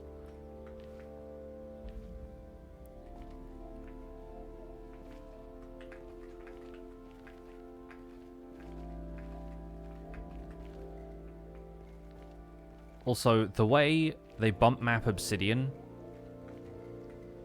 combined with the reflectivity of it, makes it feel like it's made of shiny cardboard. It kind of reminds me of those, like, print out and fold your own Minecraft blocks, you know? There's just something about it that feels kind of... It's like a cereal box, you know? It's got that cereal box look to it. I think it's the way two sides are so reflective and then one side can be super shadowy.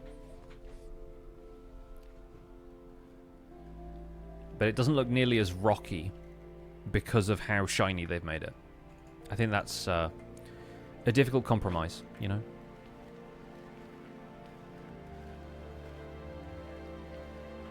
Anyway, we're up here. We can't really get to that. We could get to that, but it'll kill me. Although piglin brutes aren't nearly as bad on Bedrock as they are on Java, right? So maybe we'll be okay if we spam click. Can I get down there? Oh, we've ended up in a really awkward spot here.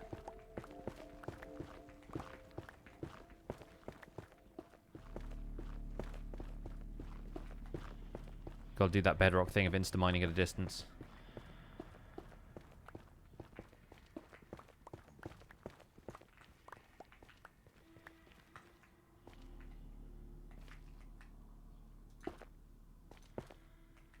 We could also do the Bedrock thing of ninja bridging.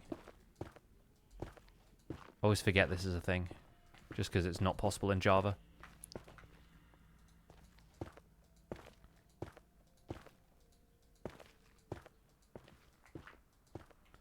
And that's the thing that makes it less reliable for me, is just being able to place the block against whatever wall, and then if you're moving forward like that, you end up falling. Right, where can we get into this?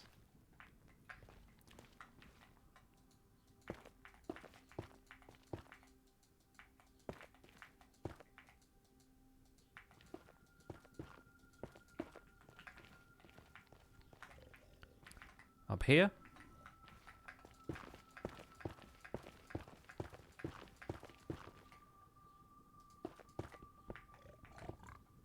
Hello!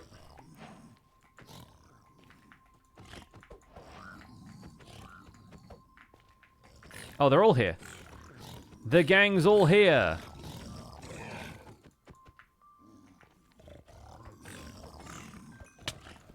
Oh gosh, he still hits hard. Are they all piglin brutes? Oh, there's regular piglins too. We've alerted every piglin brute in the place.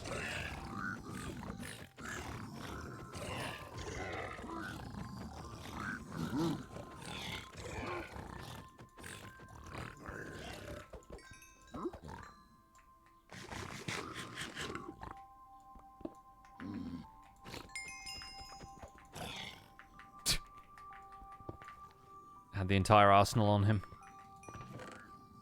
Ancient debris, baby!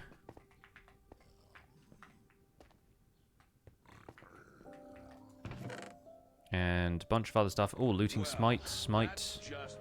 All the smite. Obviously gearing up for their war against the wither skeletons.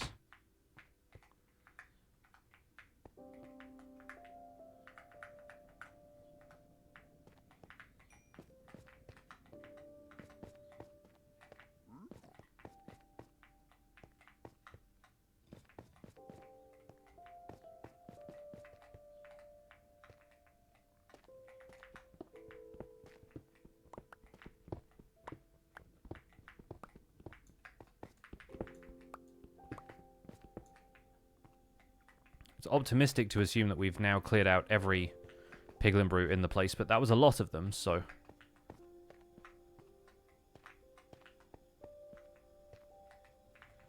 This place feels virtually empty by comparison. Now, I don't have Featherfall or anything, so... Need to be a little bit on our guard. I also didn't bring a bucket of lava with me, but we can make one pretty easily, so there's that. For my usual piglin brute defense.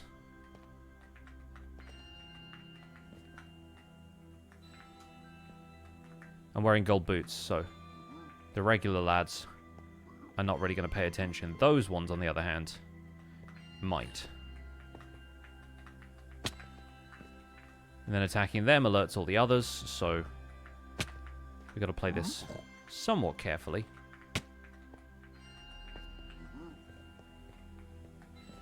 Yoink. Hello. Don't mind me, just building a wall around this chest. No reason, don't ask. I'm breaking some bone blocks, some more string. Bundle those. Well, the brutes have seen me.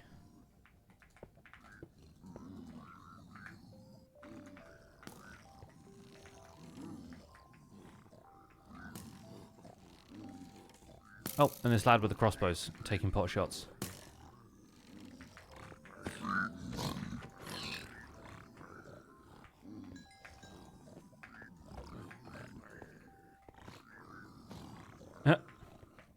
Dancing beyond the walls. R.I.P. The peace dance for Piglin.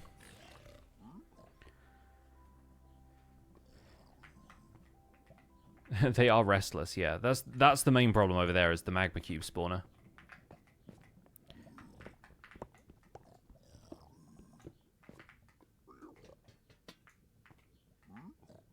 But honestly, yeah, I'm not seeing a huge difference to this place with vibrant visuals. Engaged. Get spleefed, idiot.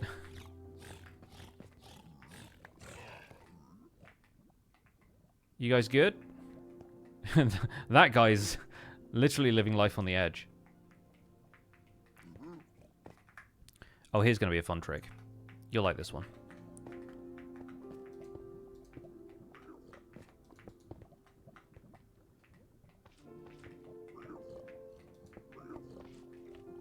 Lads, lads, lads.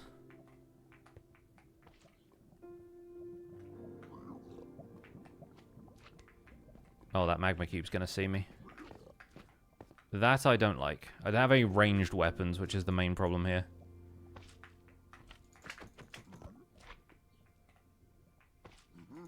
Absolute menace.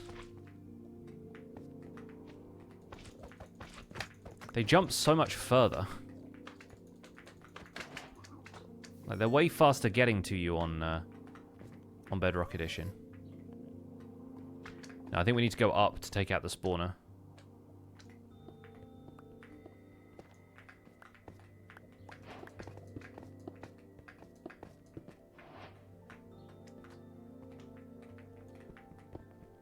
Get out onto the bridge.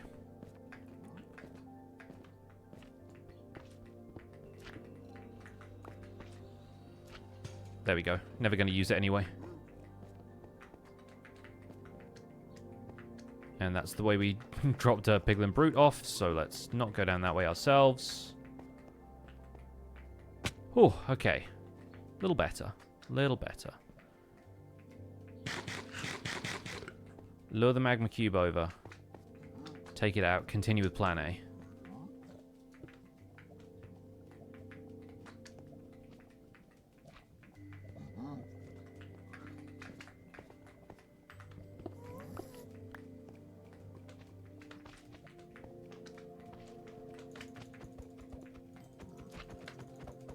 You've really got to play tennis with these guys.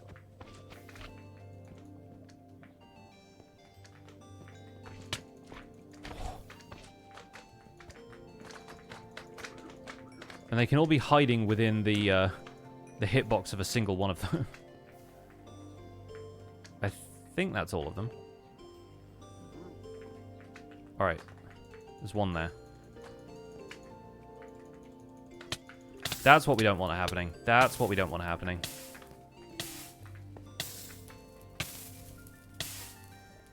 No way of healing. Oh, okay. Fortunately not in lava for that long. Yeah, that one just not being able to leave the lava is actually really annoying. Wait for my health to heal back up. Got so much bread. It'll be good for a while, but... Got to take this lad out.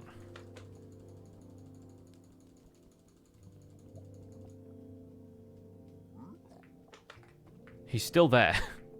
How have you done this?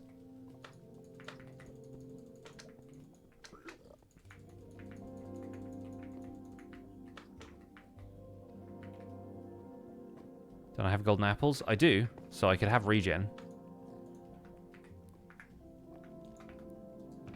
I've also got magma cream if I could get fire resist.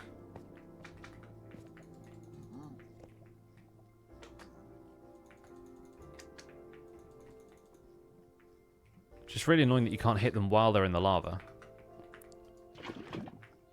And there's so much lava down there.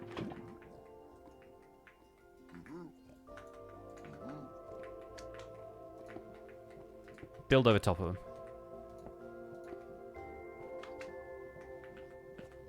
Hey, lad. Come here.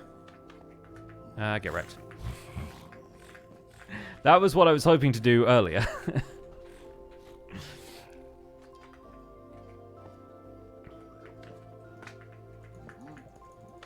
You.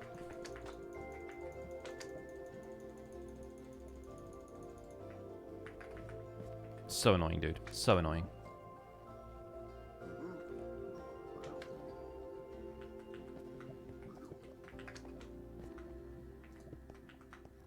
Do the same to this lad if we can.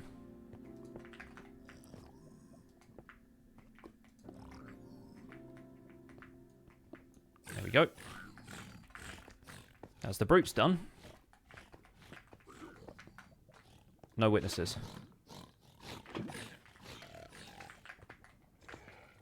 Alright, that one's dead. Good. Hey, that's the stuff. Diamond boots. Lots of iron. Love to see it. Netherite upgrades. Not that we'll have enough ancient debris for it, but... Successful heists! We love a heist here. Oh, we've annoyed the locals for the last time. Mainly because I'm leaving.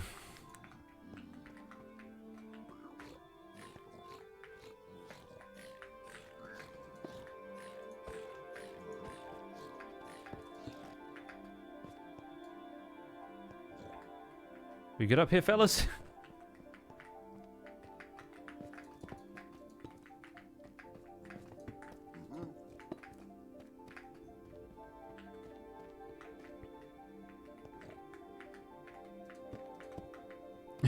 Heistin. Heistin. Copyright Ollie the Orion sounds.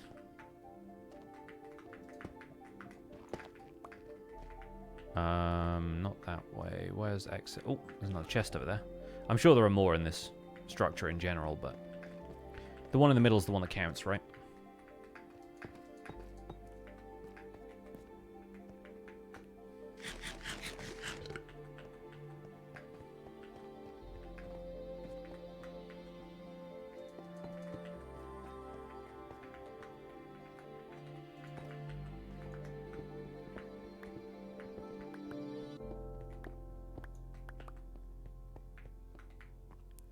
Down here? Yeah. Oh, never mind. A little bit more debris. We'll take it. 2 netherite upgrades in 1 bastion. Love to see it.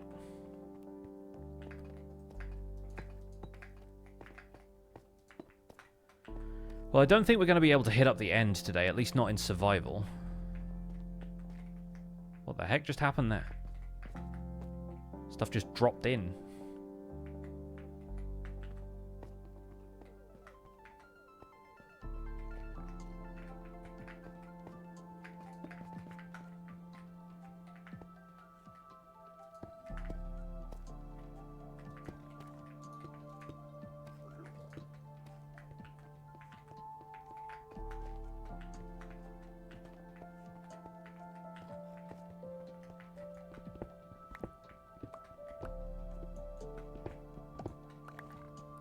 Checking my corners just in case we have any piglin brutes.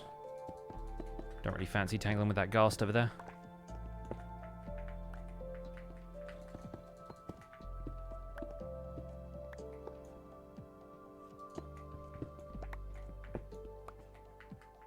The other thing I missed that's on Java that's not on Bedrock is subtitles. Wait a second. Where's the other chest room? Got to be on a different angle over there. Never mind.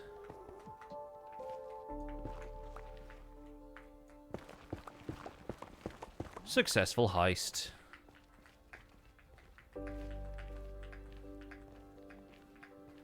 The shield is so bright. Yeah, it is. Obviously, the stuff that the player's holding isn't necessarily affected by the same sort of lighting, so...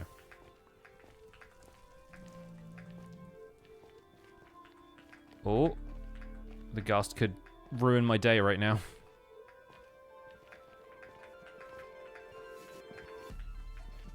Successful heist! Yeah, this is Bedrock. Bedrock is the only one that has vibrant visuals right now. Java doesn't have it yet. Oh, and the sun's coming up. What a beautiful day in the overworld. We made out like a bandit from that trip. You see this? We've easily got enough gold to upgrade everything diamond that I own, which is not much, to be fair. Got a sharpness 1 sword now.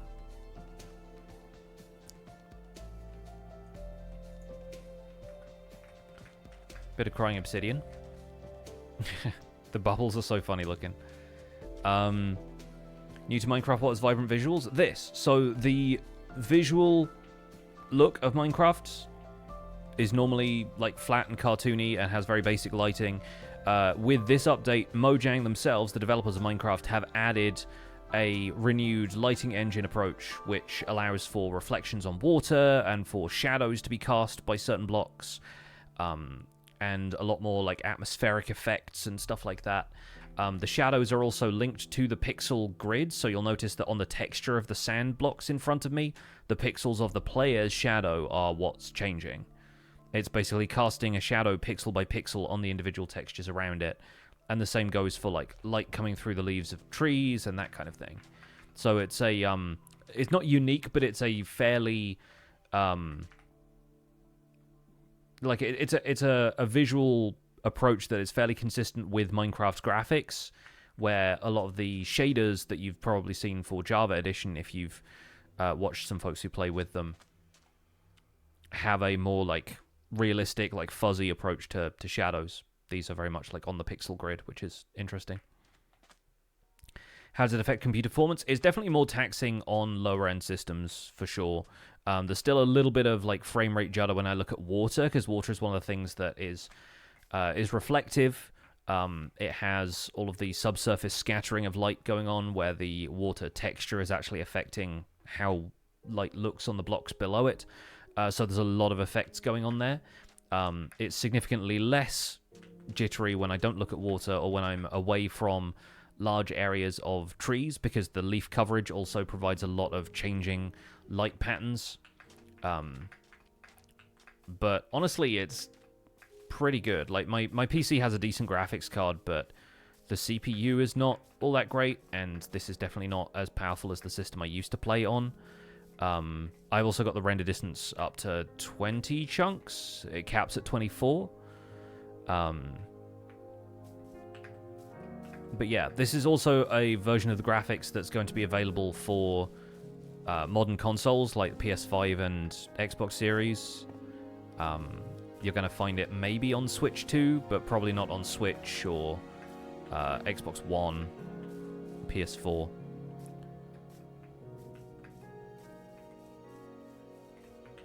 I think it's just neat that you have a natively supported option for more realistic lighting that's going to be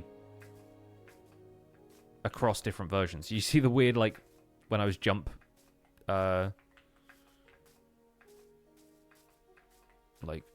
sprinting there, like this. There's still a couple of issues that need to be worked out with the way reflectivity works. See, the reflection on the water there is trying to match the reflection of the leaves because of the angle at which they're rendered, and that's not, like... You have it on Xbox One and PS4? Oh, okay, cool. Okay, right. So I guess those consoles are still, like, relatively powerful. Love that I can see my shadow, but not my feet. Yeah, it's kind of odd, right? But that's fairly standard, like, first-person game stuff, right? Have I been out on the ocean yet? Yeah, we started in a Badlands biome, so I basically had to go out on the ocean to get anywhere that was more temperate. And the reflections are really cool. Got 2 lodestones in there, wow. And some Protection 3 gold leggings. Last about 3 hits, but that's fun.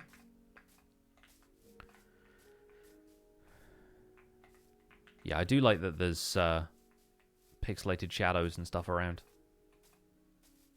I think those are pretty fun. Is there anything you folks want to see? Especially those of you who don't have access to vibrant visuals. Is there anything you would like me to look at? We've got about an hour of the stream left, so is there anything you want me to try and find? We've been to the Nether. We probably won't be able to get to the end unless I enable cheats. I'm kind of curious if there's anything else that people haven't seen yet that would like to. We went to a frozen ocean earlier in the stream. Is the schedule accurate today, or will it be Clair Obscure? It'll be Clair Obscure. I never update my Twitch schedule. I really should be more on it with that, but... We checked out Pale Garden. I have not, and somebody said Cherry Grove as well. So we'll try and find some higher terrain. Obviously over here we've got a Dark Oak Forest, so that might be a lead on a Pale Garden. Doesn't look like it gets too tall over there, but we'll see. Lush Cave or the Deep Dark. Great ideas. Yeah, I think Lush Caves will honestly look really cool in this. I haven't seen an Azalea anywhere, so we don't have a great idea of where a Lush Cave will be surface-wise. Maybe at the end of the stream we cheat into the end to see the end storm. Oh, yeah, there's like a kind of native effect to the end. Cherry Grove sort of looks the same. Well, I imagine, yeah, most overworld biomes are going to look this way. I'm curious about the Pale Garden specifically because of how the sky color changes when you're there.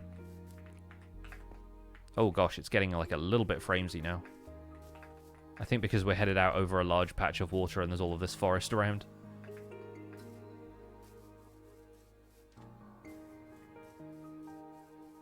Yeah, a lot to reflect over here.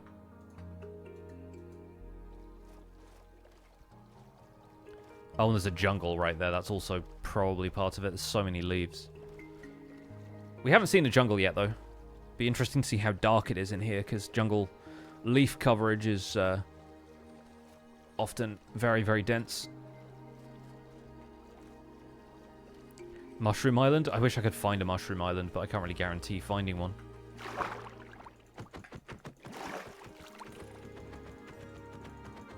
Can we break the boat before the drown gets in it? Nope. And there's also one there with a trident, so... break the boat! Gonna have to abandon that boat, I think. What does a thunderstorm look like? Cubfan had an interesting Twitter post. Oh, interesting. Again, can't guarantee changes in the weather. I don't think we've even seen it rain yet, but we can maybe turn cheats on and find out.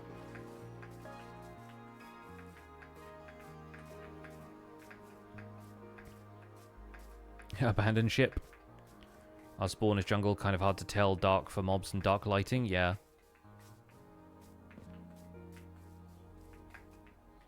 Yeah, there's a lot of leaf coverage, so there are some areas where you'll get occasional spotlights of sun. But then the rest of it is going to be very dim. I think the main thing about any approach like this is it changes the way players interact with the world when it comes to lighting. I mean, specifically like the type of lighting that prevents mob spawns. So I'm curious if we'll see more players adopting vibrant visuals playing on peaceful. Because that way you don't have to worry as much about the mechanical lighting of the game and you can be a lot more concerned with the visuals. Lush Cave. Let's dig on down.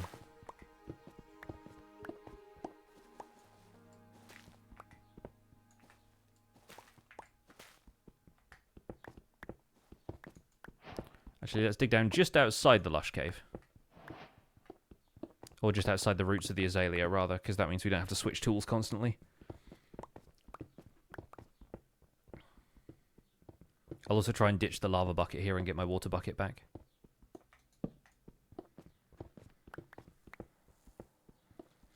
Maybe carpets make a big comeback for mob proofing. At least we have moss carpet now, so it feels a bit more realistic in green areas. And you got pale carpets as well, right? Pale moss.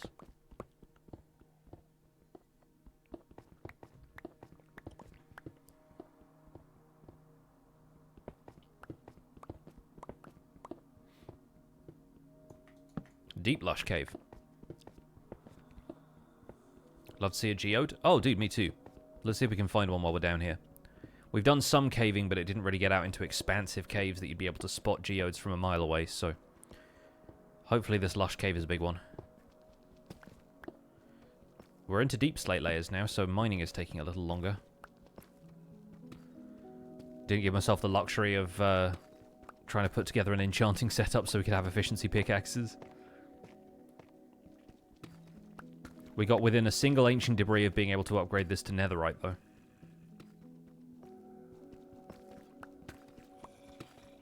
I hear zombies.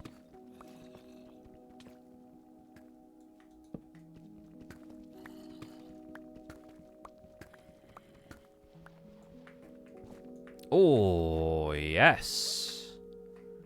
Now, this is a really interesting one because of, once again, the lack of sky access to the water, making the water itself so transparent. And so you don't end up with the same, like, subsurface scattering of light, even with artificial light sources. It only happens in sunlight. The tropical fish have not had a good day. But yeah, the ambience in here is really nice. Obviously, the greens are very saturated.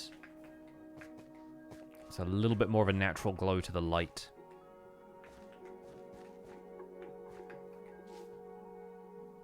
But yeah, here's our Lush Cave. Got some water back as well. Which should at least allow us to get out slightly easier.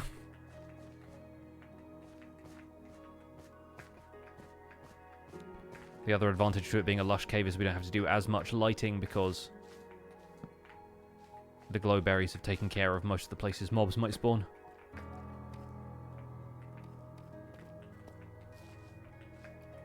Not as many particles from the Spore Blossom.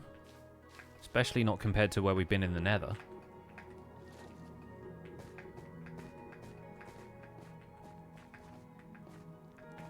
But still, that's cool looking. We probably have to find a pretty significant mountain biome to locate a deep dark. But I can have a look.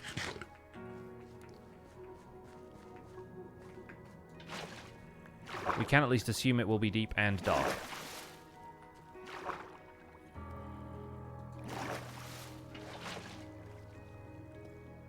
This is going to take a while, so bear with me.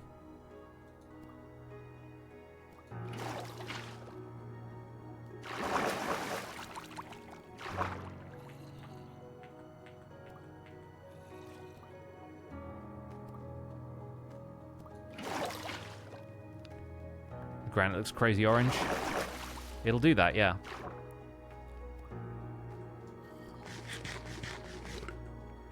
Better eat some underwater bread.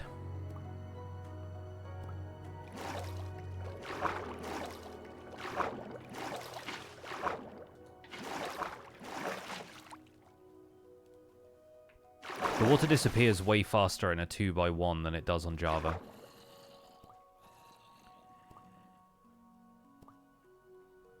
So I might actually get to this point and start pillaring instead.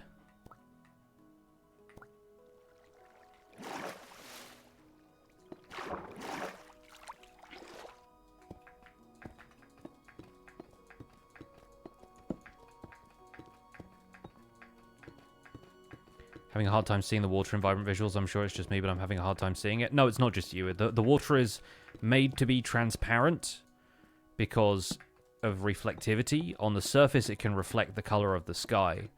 In caves, however, it has a much harder time doing anything about that because it's not got anything to reflect, and it doesn't reflect the color of materials around it as closely. So instead, what you end up with is a very transparent watercolor. It feels very clear, and that makes it very difficult to see because it's just like barely refracting the blocks around it. So we've seen a lush cave, that's good.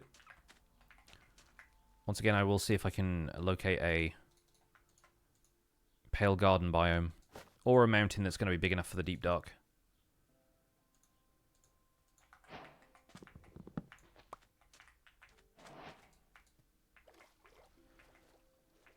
I do wish there was time to do a bit more building as well. Obviously, we've not left ourselves with a ton of time or the right resources, but one of the conversations Joel and I are going to be having on the Spawn Chunks podcast is how Vibrant Visuals is going to change the way players build. Will it motivate players to build based on the direction that the lighting is going to affect their builds? Because they'll be working with that lighting constantly instead of shaders where you're typically switching them on and off here and there, or you play with shaders constantly, but your lighting angle is not necessarily going to be everyone else's lighting angle because that stuff is configurable. And people use different shaders, so depending on how they have stuff configured and which shader pack they're using, it could be very different for Java Edition players, but Vibrant Visuals kind of evens the playing field in that regard. Are people going to be building, like, the people who love to fine-tune builds, are people going to be building based on, like, where pixelated shadows will appear and the sort of areas where things like that overlap?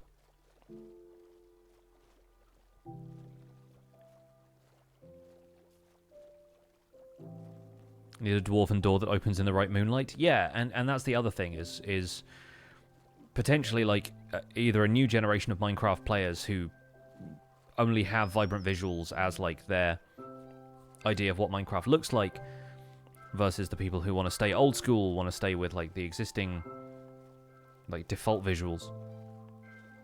How do you turn on Vibrant Visuals? On Bedrock Edition, when I opened this for the first time, it was my default video setting. And you can't do it on Java Edition yet because they don't have the code for it finished. But yeah, on Bedrock Edition, you can just open up your video options, and from the main menu, you can adjust it. If you don't have access to it, it's because your device doesn't support it. But, like, if I go to settings, and video here, if you scroll down, the graphics mode, it just defaulted to vibrant visuals for me.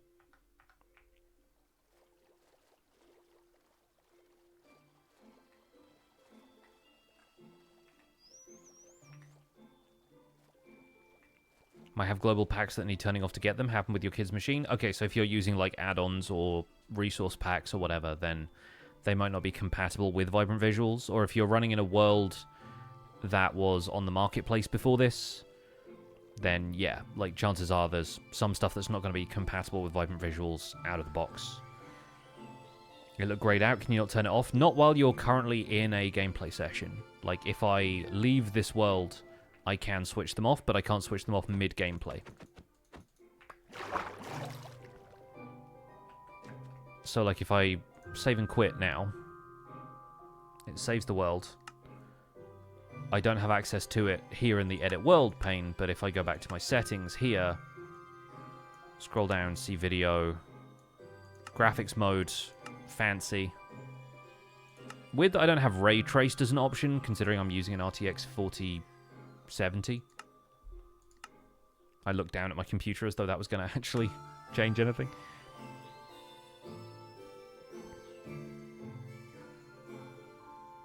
But yeah, obviously, typical visuals looks like this.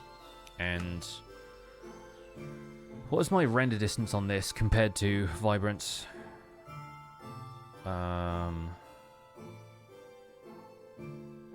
Yeah, you can't set brightness on Vibrant Visuals either, which is interesting. Yeah, my render distance here, it says 76 plus chunks. Not sure what the plus is really, but...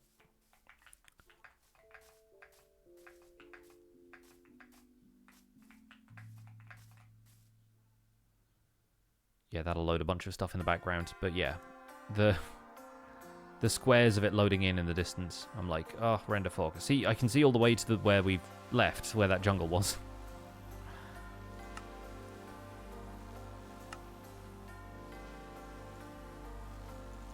But yeah, I don't seem to be able to switch between them.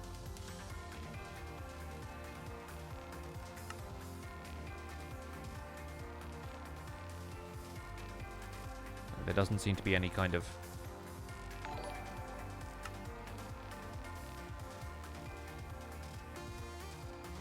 like toggle hotkey for them or anything.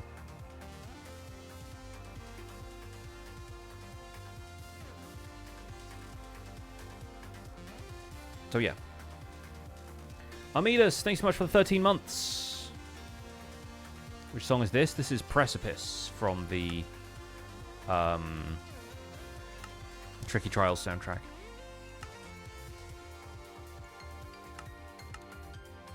So yeah, it seems like you have to leave the world and then reopen it, provided the world is compatible.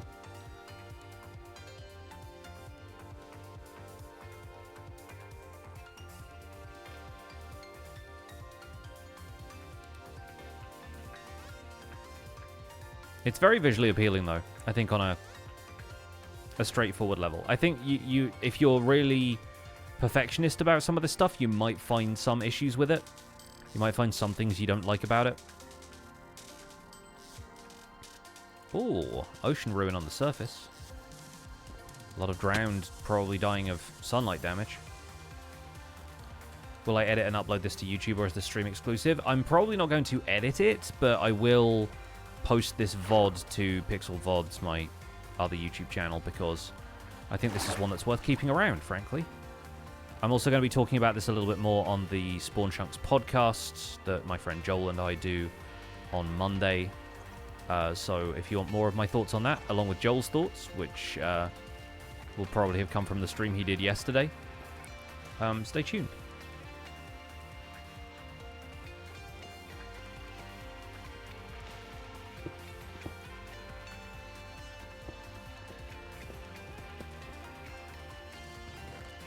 Aqua Affinity. Helpful, considering the environment we're in.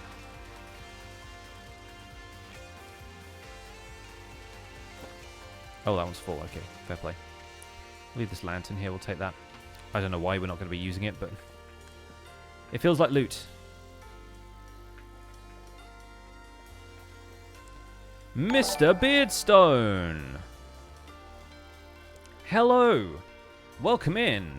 Thank you so much for bringing the community over. That's a massive raid. Beardy Raiders, good to see you all. Thanks so much for stopping by. My name is Pixelriffs. You might know me from the Minecraft Survival Guide. I also voiced the Hermitcraft recap. I've been around the Minecraft community for a while. Me and Beardstone did various things at various points. Little hardcore one-shots and things like that. Hope you had a great stream, bud. What were you up to today? I am checking out Vibrant Visuals on Bedrock Edition because they're not available for Java yet, so we are here in Bedrock Edition checking some stuff out. Really enjoying it. There's some stuff that is obviously still a little bit twitchy here and there, but overall, I think a very positive experience. Just doing some landscaping as I slowly melted. Mate, I know the problem. I know the feeling. We are fairly warm here on the south coast. And, yeah, I'm trying to keep cool. I don't have the fan on in here yet. I've managed to somehow keep it relatively cool in my office. So we're obviously using the computer melting graphics on Minecraft just to tax that as much as possible. Obviously, if you got a raid and run, I completely understand. It's mid-afternoon. Don't know what your lunch/dinner situation is, but if you need to go and get some refreshments, take care of yourself. Totally understand. I have the aircon on and I'm still melting. Yeah. No, I'm, I guess, acclimatized to the way it is in my house. My house is relatively cool, actually. Like, got stone floors downstairs that make the place nice and cool in the kitchen, at least. Frostrunner and Flore Oblivion, thanks so much for the resubs. Ancient Yorkshire Lass, thank you for the 5 gifted. It's very kind of you, right, as the stream, the raid came in. Did I also include actions and stuff? No, this is just a default vanilla world. There's no extra things going on here. Needs to be better ways to keep our PCs from making rooms ovens. I will agree with that, yes. Talianis, welcome back for the 51. Thank you so much for the 51 months. Now we got a hype train rolling for the second time this stream. Incredible. Moira, thank you for the 100 bits as well. So, yeah, we've been checking this out for a couple of hours now. We are probably going to wrap up sometime in the next 45 minutes. After that, we're going to be playing Clair Obscure Expedition 33. I am almost done with that game. I think maybe 2 more streams and we'll be finished. But I won't get to stream it this weekend because I've got lots of other stuff going on, so we'll probably finish it up next week. And then play a bit more Elden Ring Night Rain with the lads. Get long enough cables, put PC in the freezer. That seems, yeah, feasible. Put me in the freezer right now, to be honest. I have some blackcurrant sorbet that is currently setting in the freezer, and I'm looking forward to trying that out tonight. Love Clair Obscure, it's such a good game. It's an incredible game, yeah. I'm most of the way through all of the side content in Act 3, and yeah, I'm hoping to tick off a bunch more stuff from the to-do list today. But I've also been playing Elden Ring Night Rain on Tuesdays with Fwip and Ollie the Orion Sound, so we're probably going to return to that next Tuesday as well. Ginger, thank you for the 100 shamrocks.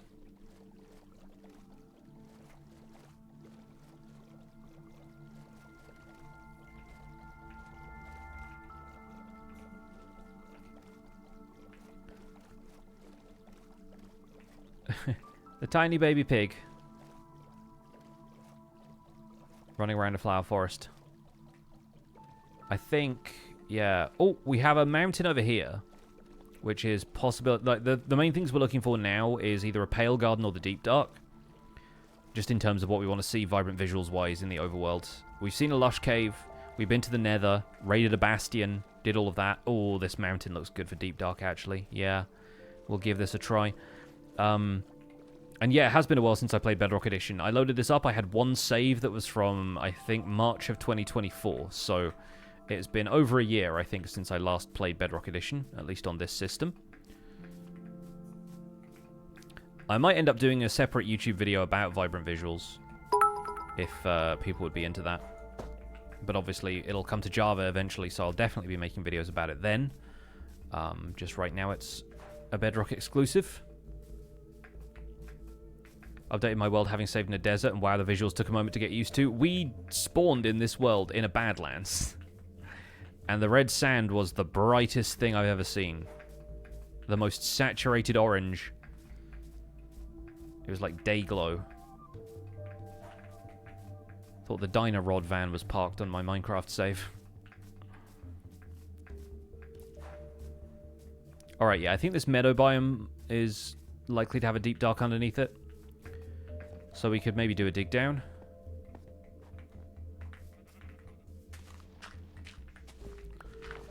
Diamond pickaxe will probably be fine for this.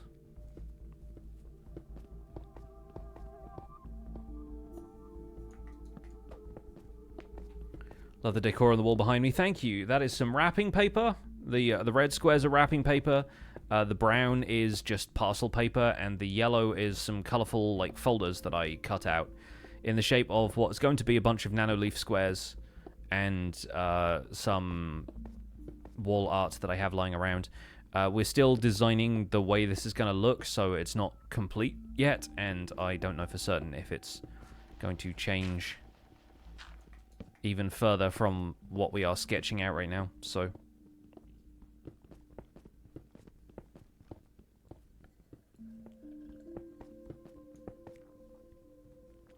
Almost just dropped into this cave. Let's take it steady.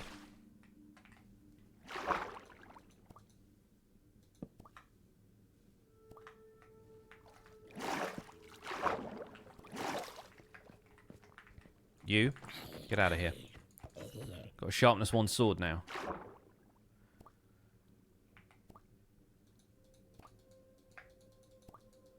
Where's my water source? There it is. I like the fact that you get a little bit of the blue in the water because of the sky being directly above.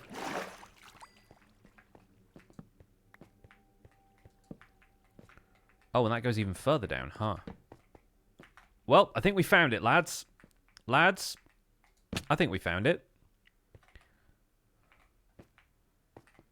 Hopefully you folks can see that on the stream, but that is definitely the deep dark. A lot of sculk going on here, and the water I think we poured down here is still, yeah, still going away over here. Unless that's, oh no, that's coming from another water source, never mind. We found it, lads. Oh. Oh, that's creepy, though.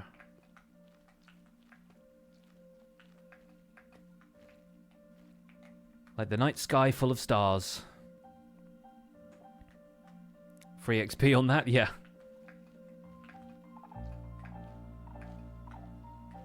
Oh, and there's an abandoned mine shaft coming through here as well. I love when that stuff intersects.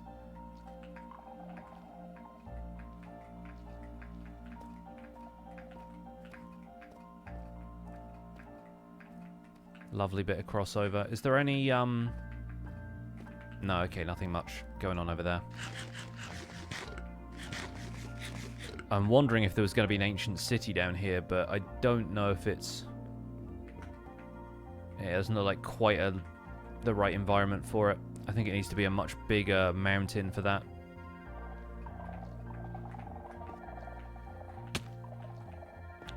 I don't see any shriekers, so let's... Yeah, there's one. There's one. There's a bat over there, tripping all of the shriekers.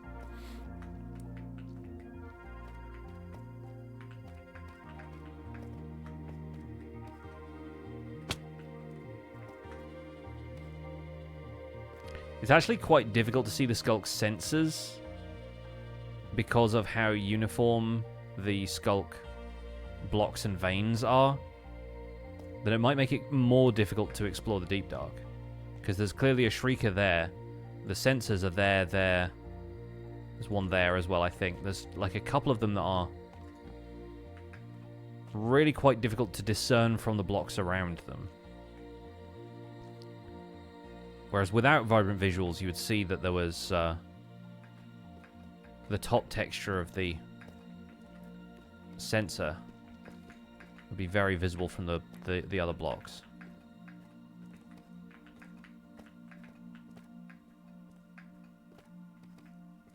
Should we follow this around?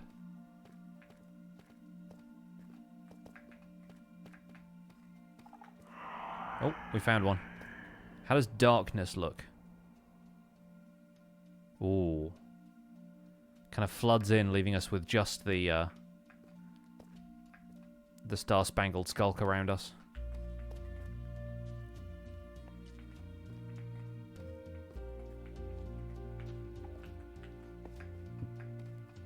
Can't imagine dealing with the warden environment visuals would be particularly fun, but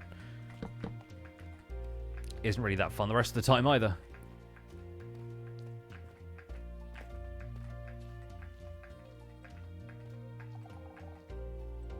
You. Get away. I have a sharpness sword and I can spam click.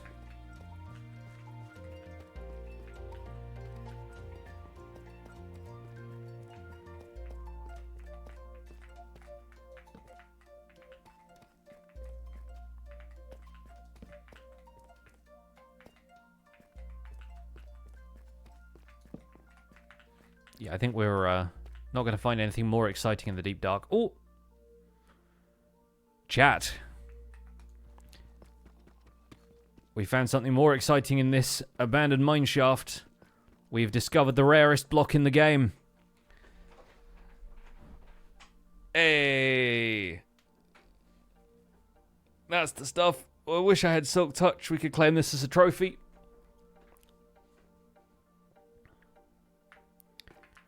But I'm happy we at least found it. Vibrant visuals doesn't make it look any different.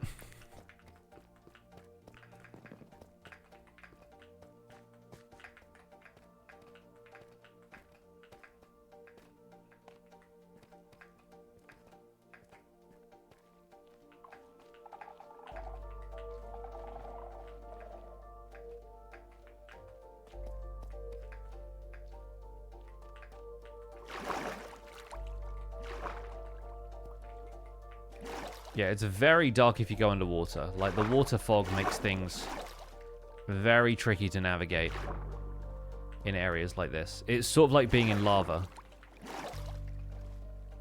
Like, I can't see what's going on down there unless I leave the water, even though there's a very, very bright lava lake down there. So, I wonder if that's going to be adjustable.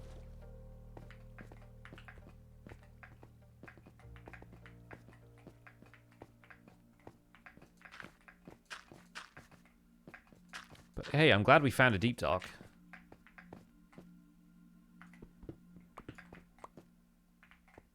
Find Silk Touch in an ancient city. I honestly wish I could guarantee finding an ancient city, but I doubt that's feasible, really.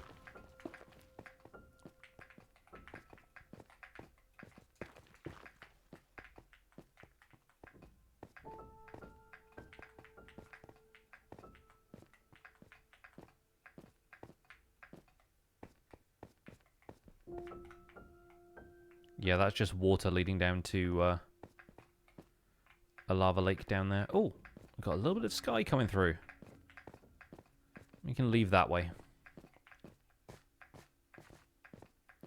Wonder what the Warden's Pulse looks like with the visuals on. Well, the oh, it is actually raining. We haven't seen rain yet. Yeah, we saw the darkness effect from the Shrieker. I imagine it would look kind of similar to that.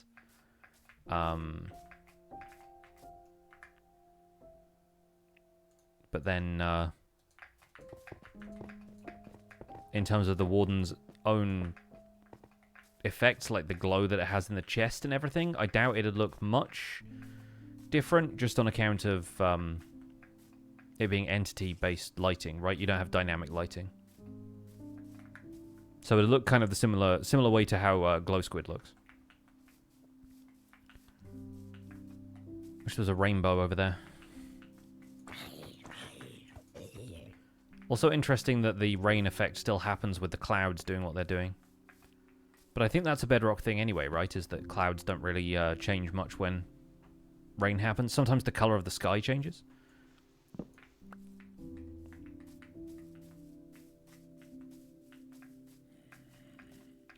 Somebody did say something about changing the weather to thunder.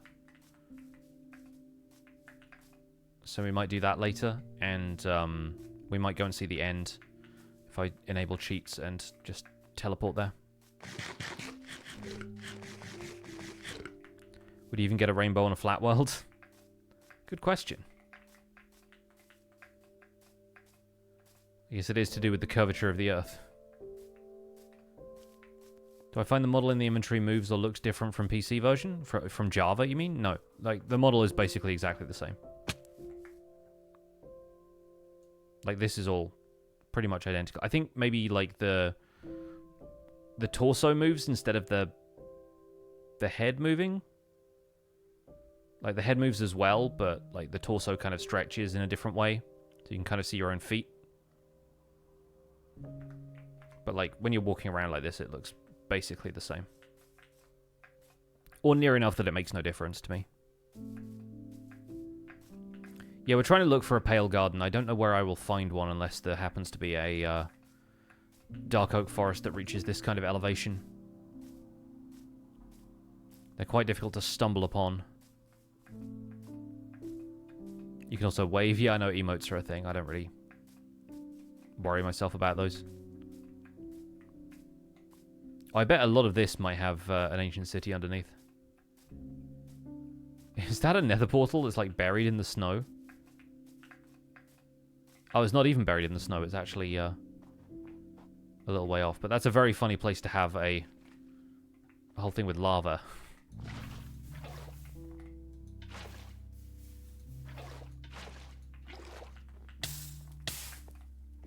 No chest, though? Maybe it's buried somewhere.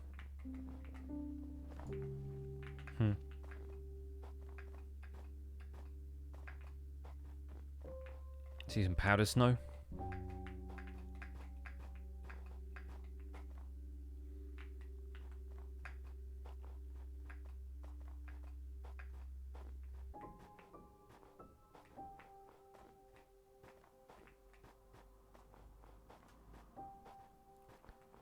Got some frozen ocean ahead of us.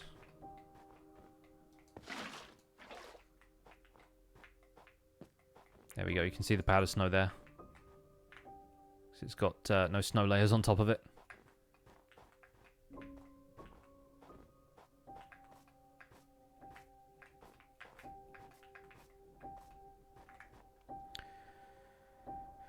Did I leave my boat somewhere else? Maybe I didn't have enough room to pick it up. Like, I thought I made another boat since the last one had to be abandoned because of the drowned, but... Can you... Oh, you can do this on Bedrock Edition. I was not certain you could. Whoa.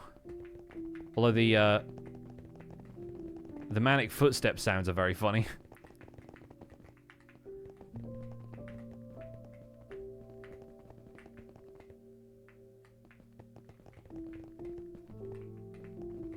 Making me dizzy. I can't get over there. Ah. Yeah, alright.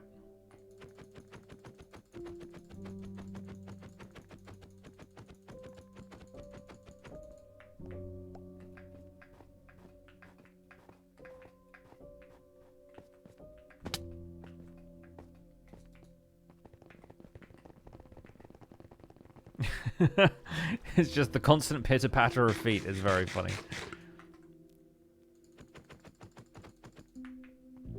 I can't believe how much damage breaking boats does to the durability on your tools. That's kind of absurd coming from Java.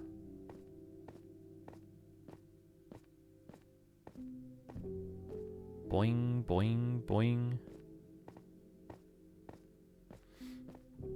Never noticed the footfalls before. That's hilarious. Yeah. Oh, this is a nice big area for that. Let's go! Dude, you travel so fast. And then fall into a 2-block hole.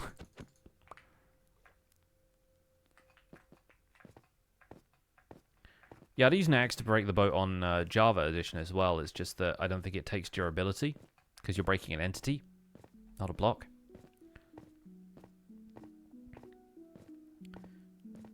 Obviously, if you're attacking and dealing damage to mobs, it's different, but...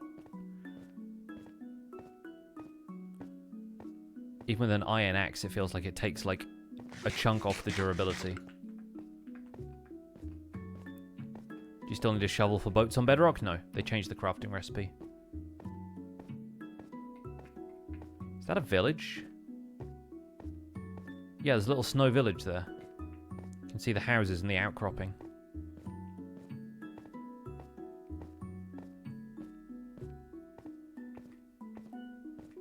That's cute.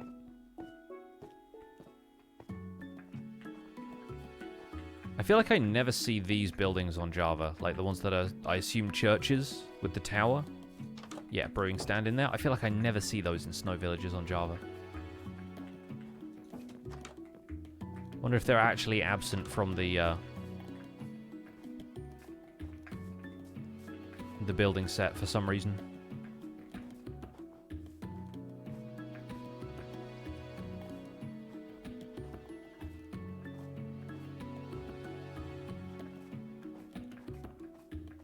Oh yeah, no, I could find an ancient city with chunk base if I wanted to, but I'm more interested in exploring organically and seeing what comes up as it comes up.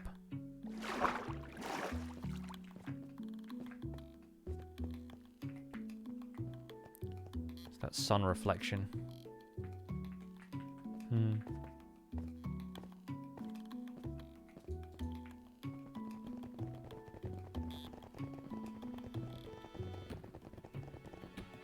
Oh, I thought I was going to go through that from a distance.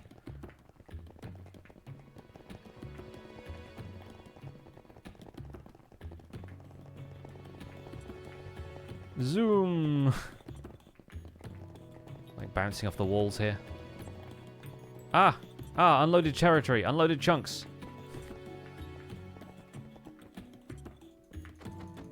Does chunk base work for Bedrock nowadays? I assume it does. Don't see why not.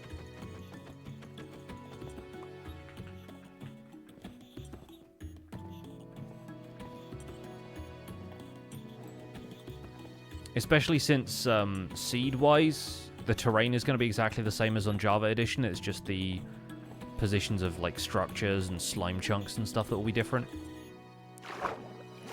On Bedrock Edition, I believe it's still the same pattern of slime chunks for every world. But obviously, like, things like pillager outposts, desert temples, going to be in different places.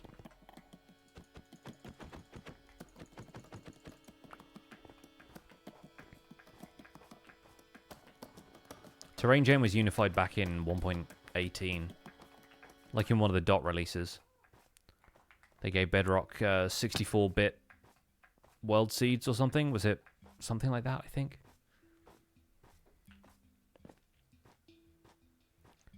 This is a snowy beach biome. Or is it a desert biome because there's rabbits? Oh, they are snowy rabbits, though. This is a huge stretch of snow biomes. I think we're going to have to resort to cheats to find a pale garden and do the other stuff we wanted to do, because we've got about 15 minutes left on the stream. We're not planning on keeping this world, so we might as well. But I think that was a pretty good... pretty good little exploration. So, change the default game mode to creative. That activates cheats just by default. Yeah, cool. Locate. Biome. Pale garden. See, this is my other problem with Bedrock Edition. Negative 4421 8163.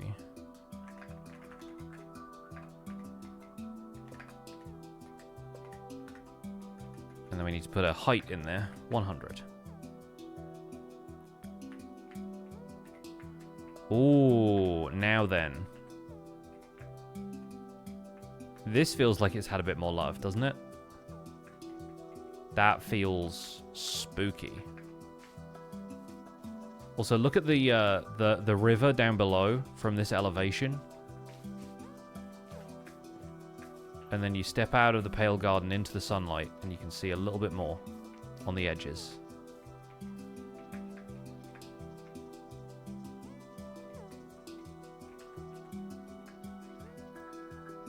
That's very cool. It feels much more like a horror film. I wonder if they did some of the atmospheric stuff with the pale garden with that in mind. Because that's definitely a big change. And obviously the sun's gone down now, but if I do time set day, we'll have the sun rising over there. You still can't see it in the in the fog. You can sort of see shafts of light come through. But you've got to get out of the biome for the sun to start rendering again. And there it is. Really interesting. So even during the day, it sort of feels like you're in the gloom of night. That sort of feels like moonlight more than it does sunlight. Even more disorienting. And yeah, the shafts of light through the trees are obviously very cool. Oh, that little peak of the sun as you leave the biome. And I think, honestly, the fog looks pretty spectacular in this this iteration. I've noticed that going back to Java Edition now... Oh, Snake Breaker Gaming, thanks so much for the raid. Welcome in. Good to see you. We're checking out Vibrant Visuals on Bedrock Edition. Normally, I'm a Java player, but since Vibrant Visuals is only on Bedrock Edition, I thought we would give it a go. We're in Creative now, just tidying up some of the stuff that we didn't get to see as we were exploring the world in Survival. Yeah, so in Java Edition, I've noticed that everything feels a little bit paler and more desaturated now, and I think it's because they've changed the way environmental fog looks.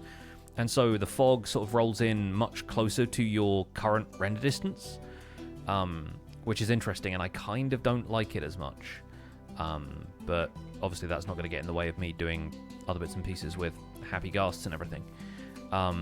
So we wanted to set the weather to thunder. Just to see how that looks, because people are saying there was something about a tweet Cubfan made. There was a bit of an observation there, and the mist rolling in from outside is nice. Like, I do really like the atmospheric mist. It changes the distance at which that generates, and it sort of rolls back gradually. And yeah, we're going to go to the end. That's the next thing. Interesting, though, that we still see the sun, we still have clouds, like, the color of the sky overhead does not change. And obviously, if we go out into, like, savanna biomes and stuff, we're not going to get thunder at all, right? But, yeah, I think this is still at odds with what I expect from thunderstorms. But it sort of constantly feels like there are storms happening somewhere else. And it's more difficult to tell whether it's a thunderstorm unless you start hearing the thunder, but you still get mob spawns because the sky darkens to the point where it is dark enough to spawn mobs on like a gameplay level. But you can't tell that it's done that, which is sort of, I don't know, kind of awkward to me. Yeah, it still feels too bright for mobs to spawn. Yeah, exactly.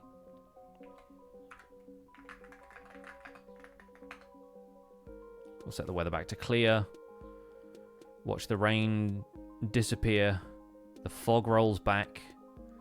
The transition between the two weather patterns I really like. It's just sort of unfortunate that the sun and clouds don't change to kind of coexist with the weather pattern, you know? Now, can I do...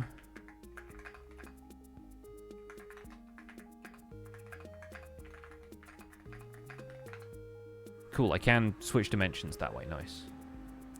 So this feels much more purple. Oh, interesting.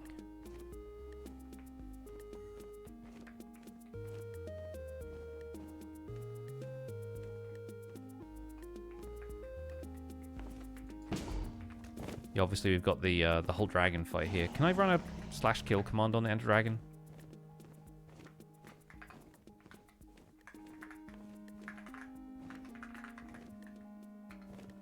There we go. Because that changes the arena to have less fog effects, at least on Java, when you do that. Obviously, it lights this up. But the end feels like, for a start, the sky is much more purple. And there are occasional sort of lighting changes, it seems like. Unless that was me moving around, but they seem to have done something different with the skybox now. Yeah, see, that happens. There's like this sudden glow. And then it sort of fades away again as you look at it.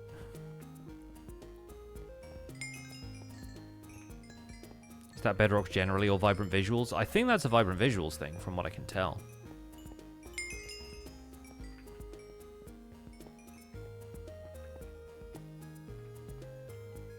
They're more subtle than they were at first? Okay, interesting. Yeah, there's this sort of Nova thing going on.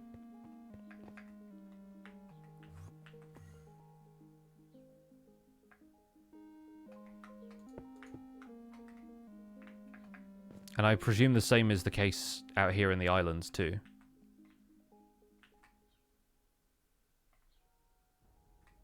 Yeah, wow. That's cool. Early version of the end flashes was very dramatic, a bit too much. Well, we've now got a slightly more subtle version, I guess. And yeah, I like that.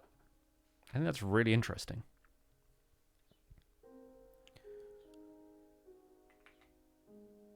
I wonder if that's going to lead into them doing more interesting stuff with the dimension itself as well.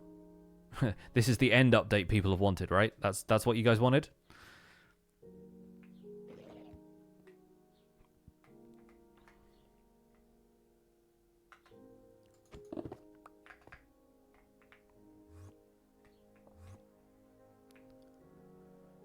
It does feel very dark, yeah. Well, without any, Oh, the fact that it casts shadows, though. That's interesting.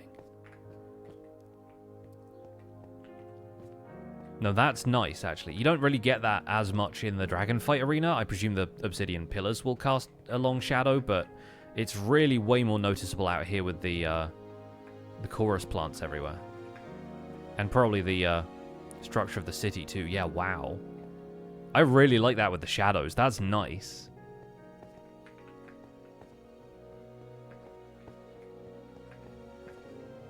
Is this stuff in vanilla? This is vanilla.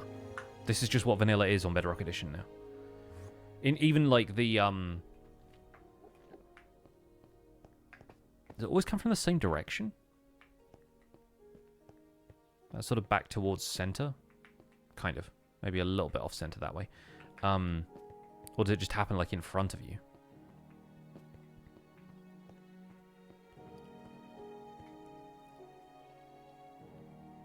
Yeah, the Bedrock Edition, when I loaded it up, Vibrant Visuals was like the default video setting, so. Yeah, it does change depending on which direction you're facing, it seems like. What's casting shadows in the end? There are basically these, like, flashes as though there is a storm happening in the distance.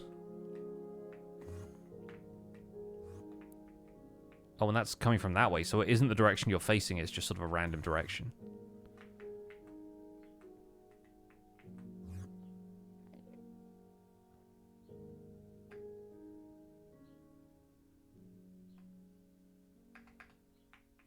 Very, very cool, though. Yeah. Oh, and seeing, like, the silhouettes of all of these against the brightness of the sky is really, really cool. I think I might like that more than I like most of the other changes, to be honest.